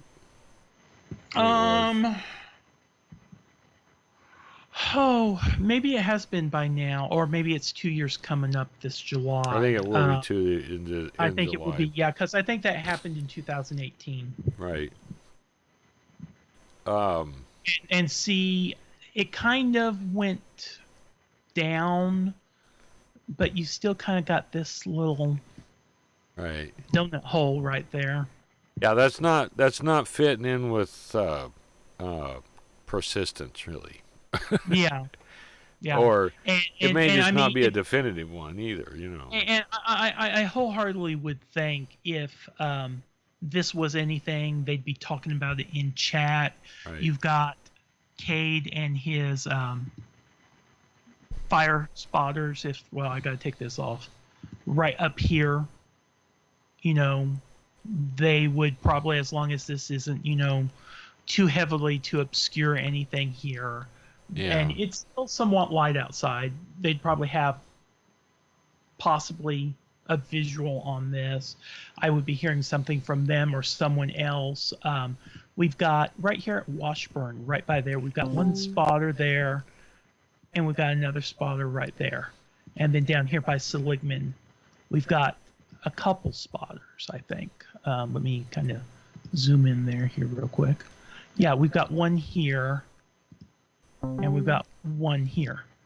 Someone would somehow, I would think, would be getting information to someone, unless this is just a very, very rural, undeveloped area and just no one can see it. But even still, I think they would be talking about it on chat. Yeah, they just now, I'm not going to say names, but P and Marble Size Tail and Washburn, and also mentioning that northern Jasper's kind of falling apart. Seligman spotters reporting rotation, but no funnels northwest of Seligman. So I think it's still storm level rotation there, but not an actual tornado. That could be very well. So the interesting thing, when they were pulling that thing out of the lake, Patty had a burl thing to do down there, where she was kind of helping out families of involved people in that accident. Yeah. And I was down there with I had my biggest telephoto on and a camera on on a tripod so I could sit at about a mile and see what they were doing fairly good. Mm-hmm. And wound up there's a whole group of people there, and quite a number of them were people who lived in the area, various places, and they weren't all from there. They were from many other places, but I kind of said, hey, I'm involved in some weather service stuff, and I heard the story that this wasn't very well warned. Did you guys hear storm warnings? Well, yeah, they did. And I said, this storm, was it unusual in any way compared to some of the other storms we've had in the early summertime? Because it was June, June, July. No, it's about like the usual big blow up.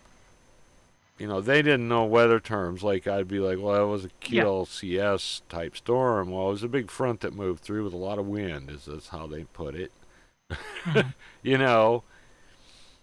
And the Weather Service warned, and I'm not going to toot my own horn, but we took pictures of that storm when it was up by Golden City. Oh, yeah.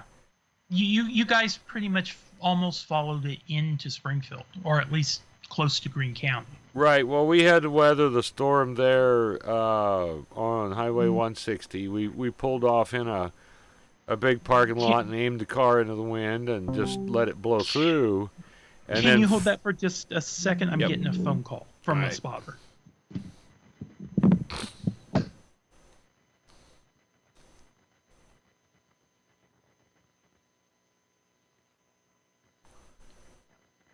So the outlook for tonight, really, guys, on the live stream, this is not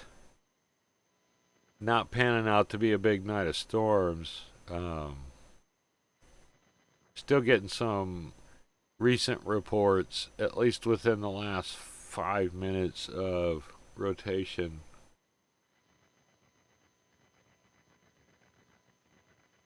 And Seligman, which is not a big town. I've been there a few times. Was kind of a railroad town. Arkansas and Missouri Railroad tracks run through there, which are former Frisco Railroad. And they're not abandoned. They're still active. But but it's not a big town. It's not huge, so still a concern for the folks that live in that area. We sure hope that there's not actual tornadic damage there in the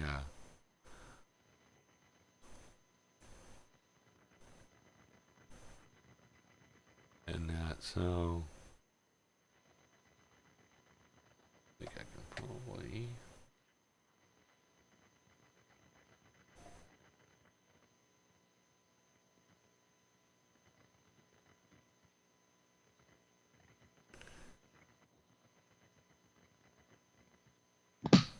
Okay, I'm back.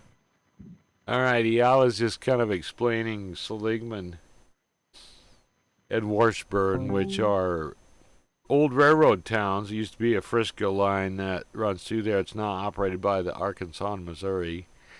And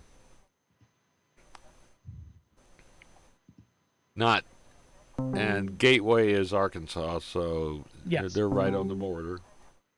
Not seeing a consistent correlation coefficient. But anyway, back to that whole storm. I mean, that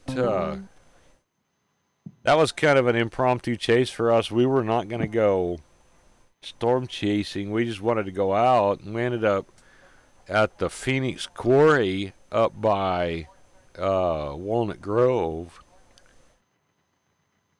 And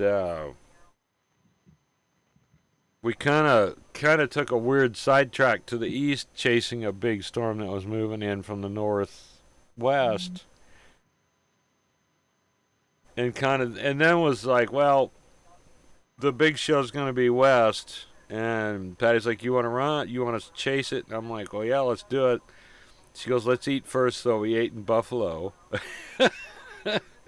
Okay. I've got someone else who's asking me to call them. I do apologize. No, that's all right. I'll be right back. Okay.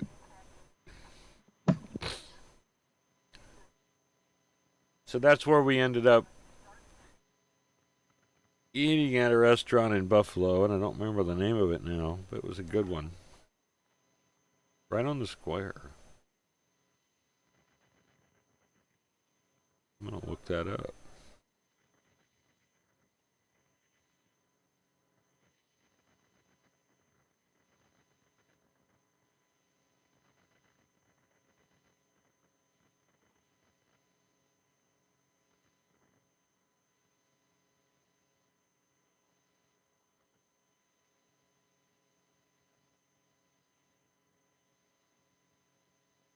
Maple Street Bar and Grill, which is on the square.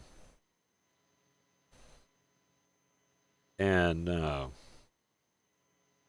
it is a family-owned, non-chain restaurant. It's great, in my opinion, anyway. I mean, don't get me wrong, you can get good food at some of them chain places, but this is mom and pop place right on the square. It's in a building that's probably been there since the 100 years, give or take. Food is great. But we had dinner and then we went west and intercepted the leading edge of that storm up at Stockton Lake. We had a good view of it for pictures. We were taking photos. Right at the dam at Stockton, and then made the choice to run south on the west side of Stockton Lake and took a stand in the prairie there around Golden City and points to the east and got some pretty incredible shots of Mothership Storm. That was pretty awesome to see. And at that point, it got close enough there was no outrunning it, because no matter how fast you could go, you never could average faster than that storm went. In the Ozarks, the roads just don't allow you to do it. So we did the right thing and found an open spot with no trees and power lines and pointed the car into the wind and rode it out. And of course, the car can handle much higher speeds facing in, nose first. So we just kind of sat there and enjoyed the view and watched the rain hit. And then it was damage mode because we had damage all over. It was just, man, trees down, trees broken, trees down. It was pretty serious stuff.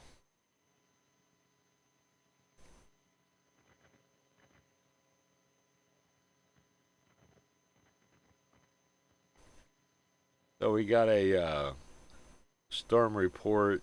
This was a couple minutes ago. Ping pong ball size hail near Eagle Rock in Berry County, which is right close to Table Rock Lake.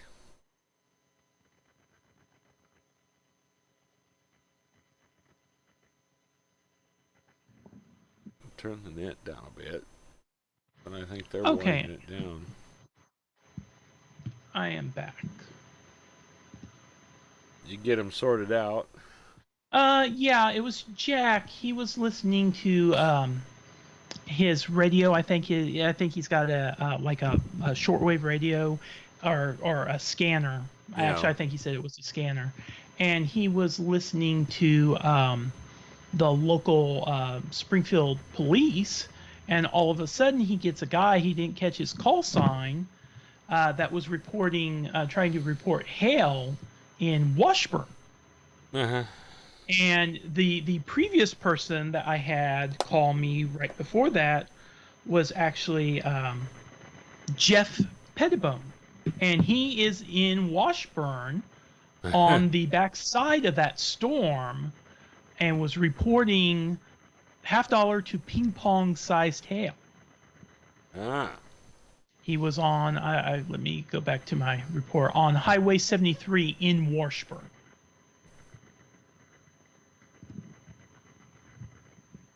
So I don't know if the two reports were related or not.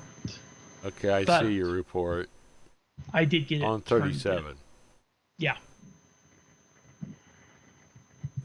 And then somebody followed that up with ping pong ball size hail in Eagle Rock. So, Oh, okay. I had not seen that one. Okay, I see that now. which I don't see that on there, but that's not far Mm-hmm. on your map. It's not far away. Yeah, because it's kind of on that western side of the lake. Now, let me kind of see if we zoom in here. Okay. Here's Shell Knob. Here's Cassville. It should be somewhere around in here. But another thing that I love about Radar Scope, I don't have a city in here. What I can do, add location. If I know the name or the zip code, Eagle Rock, Missouri, press enter. It should pop up. Add location. You'll add the location here. Usually it will pop up, but if it doesn't pop up right away, you can double click this and it will center it on that city and switch to the radar that's closest to it. Huh. Yeah, that's cool. Yeah. Now, And then just to make Jeff said he was going to kind of follow this on the backside as it goes into Arkansas. So, yeah, that's pretty safe. yeah. Although it's probably not dark enough yet for good lightning shots, but No. So just to be clear, you're running this radar scope on a Mac. It's not run on Yes. on a Windows machine. So No, it's not even the latest version of Mac OS. It's 10.11 El Capitan, right.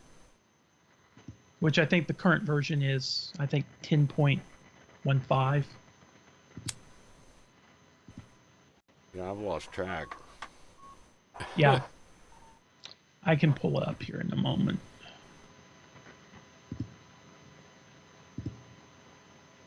Of course,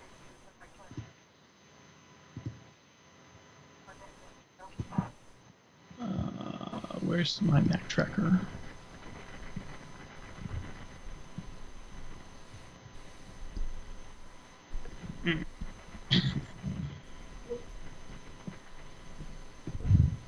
Still have a couple cells south of Newton with some small hail potential.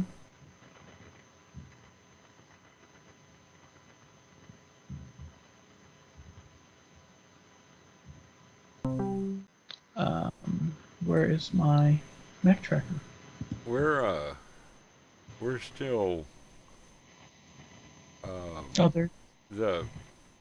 I would say that it's a good bet this between Tulsa and what they call Northwest Arkansas radar, which I think is Yeah. not sure where that is. I'd have to look, but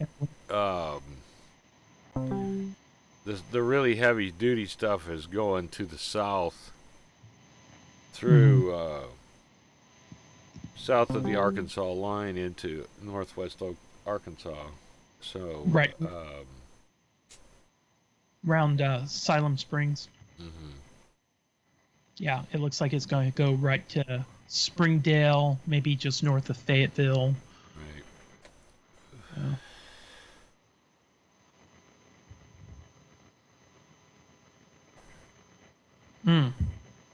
Radar site, Fort Smith, KSRX. Yeah. Take a look in chat. Not the last two, but like the third and fourth from the last. In green. Well, just in NWS chat. Right.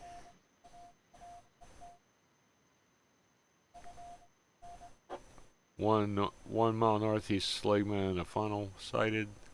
Yeah.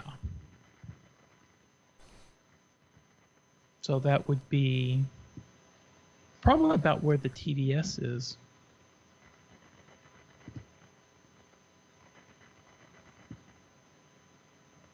Well, let's see. Okay, and there's going to be the Right there, yeah. report, I bet. Well, I keep It's forgetting I got to spinning, take that off. and Yeah. if they're following spotter rules, it's not a tornado, it's a funnel, and it's Yeah. So for people that may be watching the feed that's kind of confused, okay, what's the difference between a funnel cloud and a tornado? They're really the same thing, but they're not. A funnel is the funnel cloud that's dropped down out of the cloud. It's dropped down out of the wall cloud, but it has not touched the ground. Once it touches the ground, that funnel cloud becomes a tornado. It's not a tornado until it touches the ground and is kicking up debris. Now, I'm going to throw a couple big words. Sometimes it doesn't look like it's touching the ground, but it is. What you actually see as the tornado is called the condensation cloud. That's basically moisture, debris, stuff that's whipped up into the air in the vortex that is the tornado. That kind of lets you see that rotation. You can have where it comes real close to the ground, but it does not appear to go all the way down to the ground. But you can see on the ground underneath it, you can see something rotating on the ground. You can see dust or debris being kicked up. That would be considered a tornado, even though that condensation cloud doesn't go all the way down to the ground. So that's kind of why it's important to be able to have a good visual, so you can say, hey, it's just a funnel, it has not touched down, or it is a funnel, I see it goes all the way to the ground, I see debris being kicked up, or I don't see it go all the way down to the ground, but right underneath it, I do see debris being kicked up. So that's why I'm calling it a tornado. right. And that's based on visual cues. It's not guessing.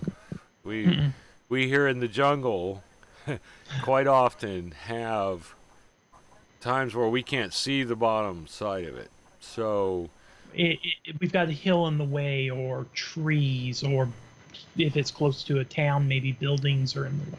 right. So an appropriate report would be, I see a funnel cloud, but I can't see the ground to tell you if it's on the ground. And that is in our Skywarn side. That's a verification going to the Weather Service to say, hey, look at the radar and see what you see, to verify what I see. Or conversely, also, which is part of the reason why we so heavily rely upon amateur radio. Say Steve is following the storm and he sees he sees a wall cloud, he sees a lowering from the wall cloud, it's a funnel, but there's trees in the way and he just cannot see whether it's touching the ground or not. He calls into net control for that. I hear that because I'm monitoring the same repeater that he's talking on, but I'm a mile further to, say, the north than he is. Well, I can see that funnel and I don't have those trees there, so I can see whether or not, yes, that is touching the ground and it is a tornado on the ground, or no, it's not touching the ground yet. I don't see any debris being kicked up underneath it. The grass isn't, going around in circles, or there may be some light vegetation underneath it that's not really being disturbed. So it's still just a funnel up in the air. All that goes into it. And so, the more people that you can have kind of listening in who might be able to add to it, is just a benefit for not only us, but of course for the National Weather Service. Right, and what's critical with spotters, and to be honest, even chasers, because you've got a lot of little red specks around there of folks who are reporting on the spotter network. Yeah, that's good, but if you don't know the criteria for a warning or for severe, or what, the bottom line is you're supporting the Weather Service here. They're not. It's not the other way around. You got to take the training, and Oh yeah. I think that's going to be some of our future episodes where we talk about where to go to get the proper training. Oh yeah, definitely. Because even though spotters and net controls have been through the training, we redo it every year. It's always good to refresh, look at something from a slightly different point of view. Depending on who's doing the presentation for the training, they might present it in a slightly different way that you're like, that didn't ever click with me before, but the way you talked about it tonight, that really just made sense, and I think I get that now better Right. than I did before. Right. Well, You're constantly learning. to add to that, of course, in our localities that exist in Southwest Missouri, and really anywhere you go, I mean, there really isn't a difference in the way Skywarn is set up. It doesn't matter if you're chasing fires in California, or if you're chasing tornadoes in the Midwest, or chasing hurricanes in the East. The process is the same. It's not. Oh yeah. Well, and here's a good example. Down in the area we're looking at on radar, there is very little amateur radio coverage. I think if you were going to talk, you might have the Cassville is going to have a repeater, and I know there's one at Shell Knob. the one at Shell Knob, and everything else you're down in that Eureka Springs repeater. They're not connected with Southwest Missouri Regional Skywarn, so hams will get together in these counties that are not well covered and create their own Skywarn nets, which then they use. They pick a net control that can actually get to the repeater that is able to get back to the Weather Service. Or a lot of times we just pick somebody who does the internet posting, and they filter out all the fair weather reports and post what's important. But it's the training that's important. I mean, if you're just a person watching this video and saying, well, boy, I want to do that, man, that's just like that movie Twister. I want to go out there. Well, no, it's not like Twister, and it ain't that. It ain't like that. You wanna know what you're doing. You want to know things like what can kill you, because there's plenty of those kinds of things out there. Oh yeah, definitely. So yeah, I think that's going to be a topic of some next videos. We keep talking about all these things on the back channel amongst ourselves, and it's like, oh, we need to do a video on this. We need to do a video on that, and Yeah. we'll have plenty of content. There's plenty. Oh yeah, definitely. Tons of ideals. I'm gonna shift a little bit towards this pandemic has been a big giant dark cloud for a lot of people, but I believe my personal belief is it's going to become a silver lining at some point in the future.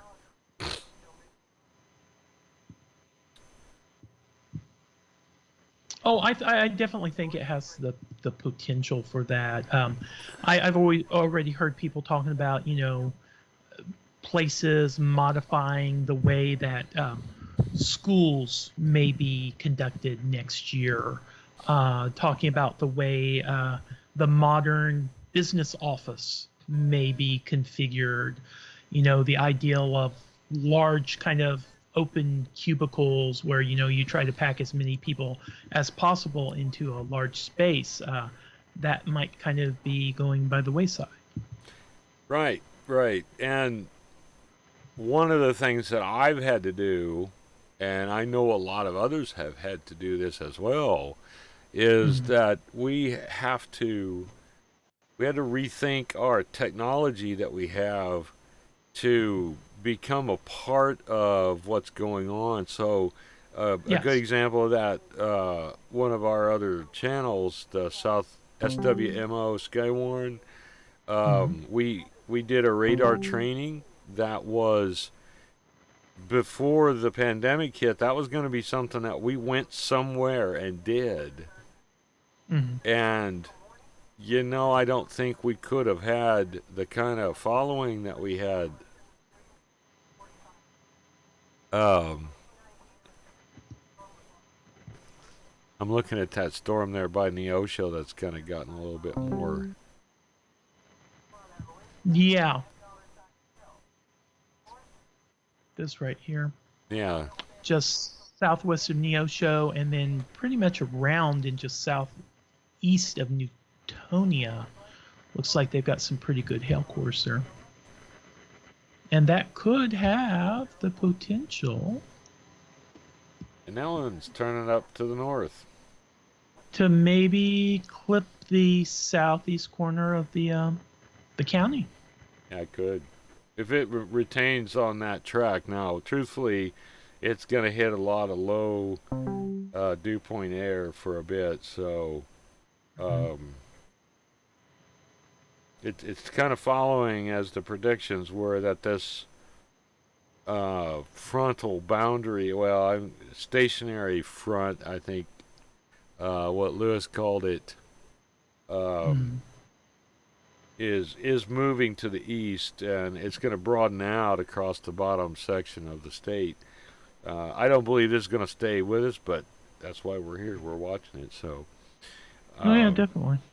But anyway, the thing is that we've got a lot more people that paid attention to getting electronic means to communicate, which will increase the amount of information being passed, because it is much more difficult to get people together.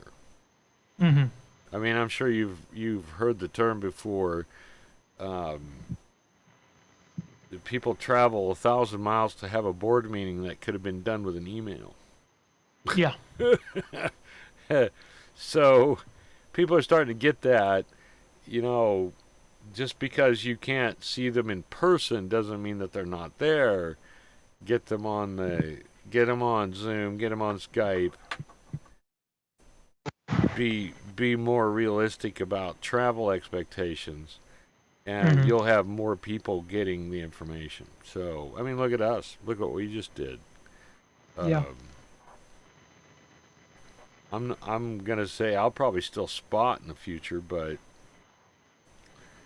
maybe not. We may have. I never have spotted yet. I've always just done net control, so I would like to go out and do it at least once. Franklin, it's not very exciting. It really isn't, because you spend a lot of time sitting and listening to the radio. And I have never had good radar. I always had to depend on basic weather service that the public uses, radar, and a good net control, and it's kind of boring, really. Something that I would love to be able to do, and is to feed the video from a spotter out in the field into this channel so you can actually see it. That would be amazing. And it's doable. I mean, Skype is available on a mobile device, so there's no reason that it cannot be done. Oh, well, and I mean, that would be the simplest and probably easiest way. Something like Skype, Zoom, Google Hangouts, Telegram, many of the different messaging apps and stuff. But we could even do it over amateur radio. It would take a little bit more prep and upfront setup, but you could definitely do it, because we have amateur television that's part of amateur radio, both what's called slow scan, which is just individual like still images, and then fast scan, which is actual video. And there are a few manufacturers. The equipment is insanely expensive. The one that I can think of is Yaesu has one of their newer, I believe it's one of the Fusion mobile radios that actually has a speaker mic that has a camera in it that you can actually take pictures and then send the pictures over the radio, either direct or through a repeater. I think the speaker mic, if you have to replace it, is like $300 on its own. Yeah. And if I'm not if I'm not mistaken, I think that particular radio that supports it, I don't think the mic comes with the radio. I think you do have to buy it separately. And like I said, it's like around $300. Yeah, that's I can remember an Aries meeting where they talked about using a 2-meter radio and a laptop to transmit a slow scan picture of what you're doing, but quite honestly, now with cellular data being what it is, it's just so easy to activate a Skype feed or Facebook Live on your phone and just send video. And oh yeah, it is. Unless you're lucky enough to have a mesh network set up in your area. that would be, yeah. I mean that's a Which we've talked about, but we've never quite got off the ground. well. To be honest with you, I've done research on it, and it's expensive if you want to do it Oh, I'm sure. the way we would need to do it for Skywarn. Yeah. Many thousands of dollars, but it's doable. I mean, there's a company that makes 802.11 gear that runs in the UHF frequencies, the 400, like 420 megahertz, 426 megahertz. It occupies 6 megahertz of TV bandwidth, and it's just like Wi-Fi except it's ham radio. And Yeah. because of the frequency, you don't have the fading problems that you have with 5 gig or 2.4.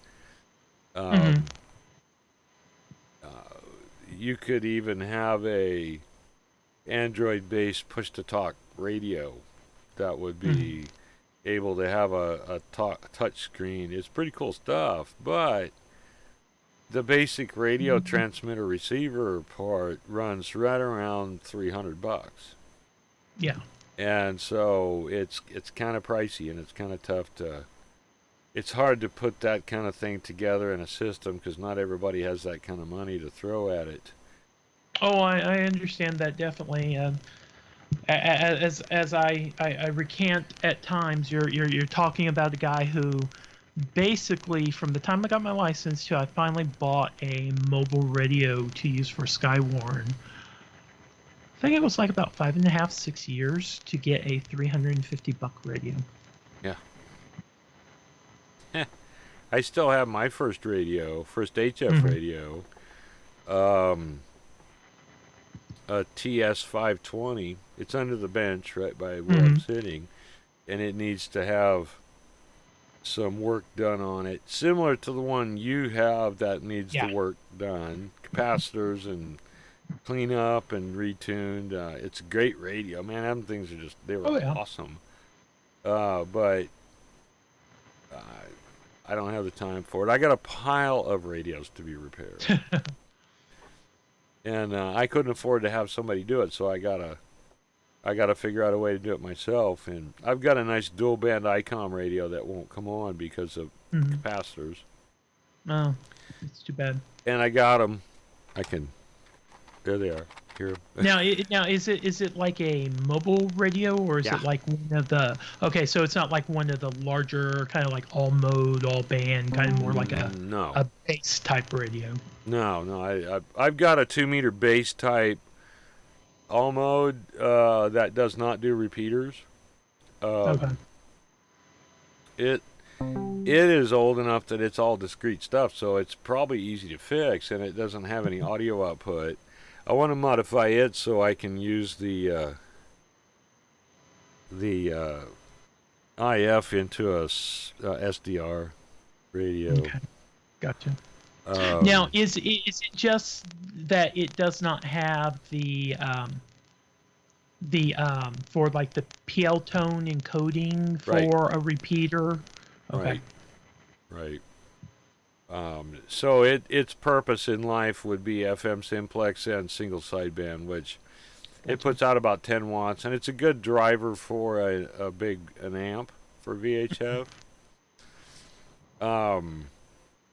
So yeah, that one's on the table to be repaired. I've got two TS50s.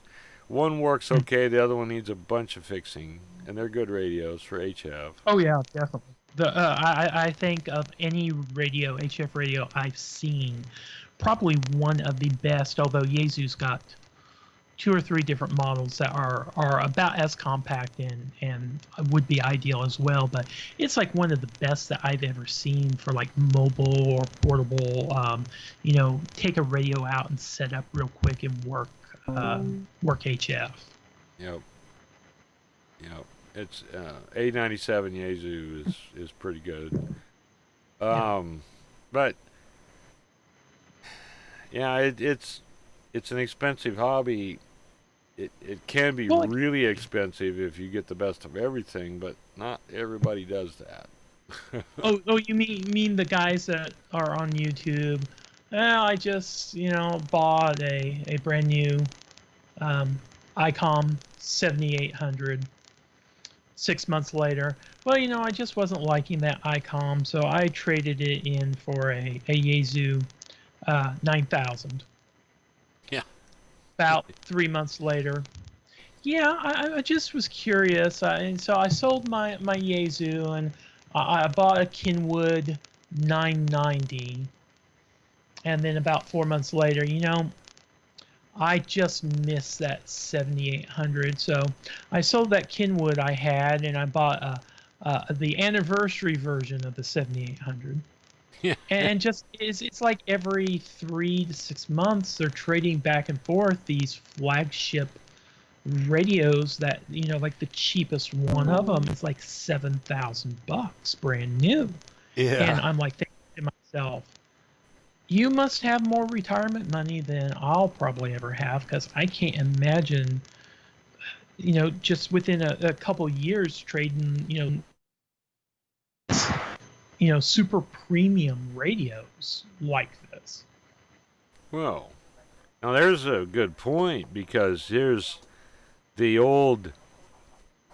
Me and Patty did one of the first Titanics.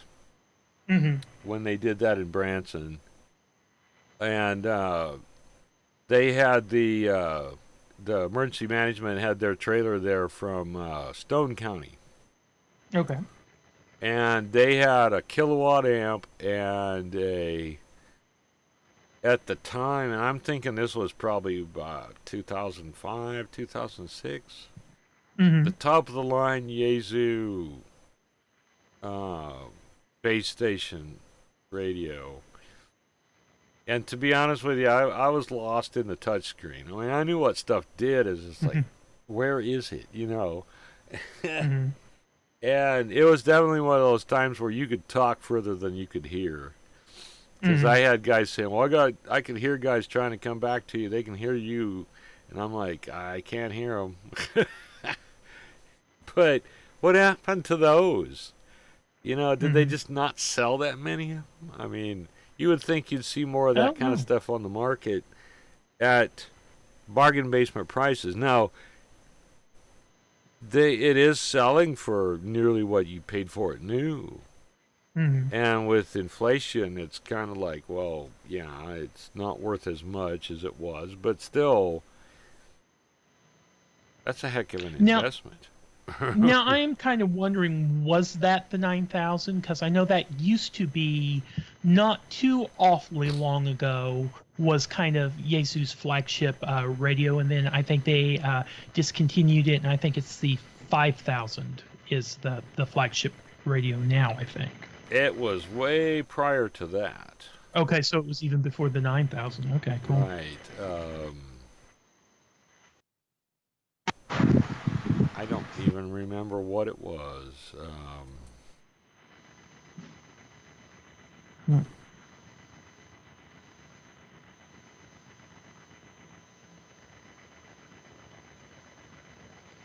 Trying to find it. Gotcha. Seemed like it was an 857, but I don't remember. I mean, it was old enough that... No, it wasn't either. That's not it.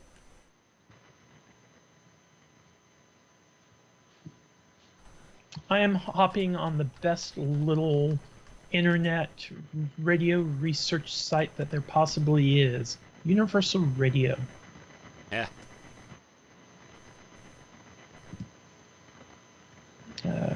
This was way before they ever had the the 450. The 450. There's the 450 there. It was not a Ken. I may have got the numbers wrong. It may have been an Icon, but I think it was the Yaesu. It wasn't possibly an FT101 or one of its variants, was it? No, it was okay. Much. It wasn't possibly the 1000, was it? Nope. Okay.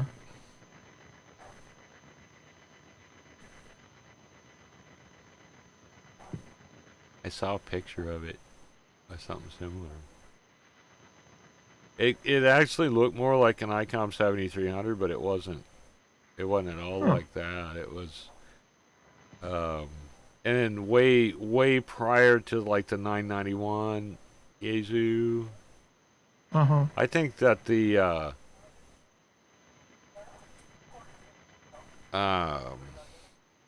well, there's an FT990. I think that the Kenwood 2000 had just come out. Oh, okay. So it was that far back, but not like FT101 or anything like that. I do remember it was one of the first that had the large soft menu screens, you know, that was definitely something that you don't see much of them today. I mean, guys that have them kept them. Was it like a LCD screen, or was it more kind of like a liquid crystal display? Which I know LCD is the same thing, but I mean, it wasn't like a color LCD screen or anything. Yeah, it was color LCD, and it was not. This was like there's a 950 Yaesu, and it was way prior to that.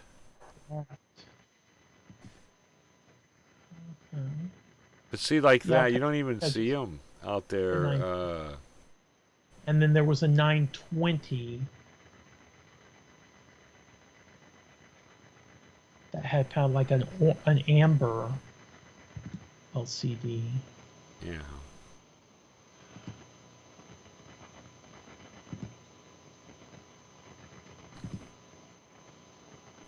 You said you thought it might possibly have been an icon. Okay, that's the 9. Oh, did they finally eventually discontinue the 9100?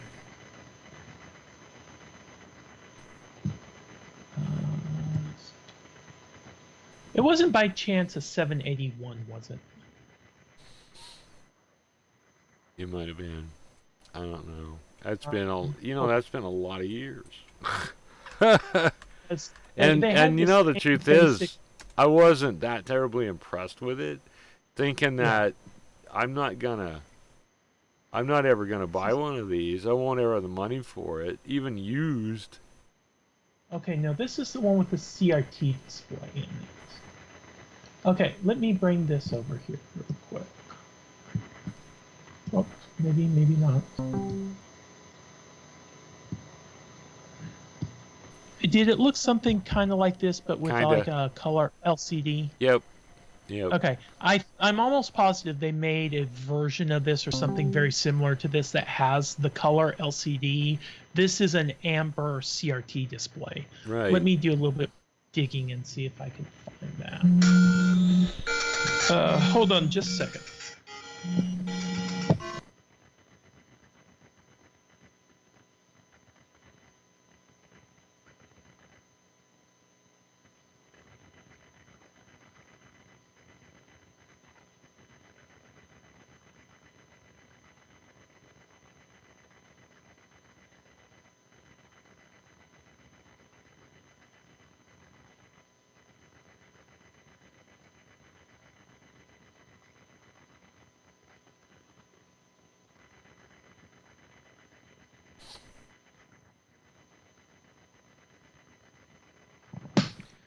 Okay, I'm back. I'm gonna run something by you here because honestly, I think this is done. Yeah. We were kind of here to cover the tornado threat, which didn't really materialize. And Yeah, I got there's no point in if it's not Greene County at this point. There's no point, and there's nothing else exciting going on anywhere. So, There isn't. So with that, I'm gonna say for the stream, we're gonna call it a night. That's cool. So this is KA0 SPM saying 73, and we'll end the stream on Franklin's final. And this is KD0RSJ saying 73s, and I hope everyone has a pleasant evening. All right, and if you see this video, please like and subscribe to the channel. We really appreciate that. So, all right, and KA0 SPM with Greene County Skywarn. Good evening.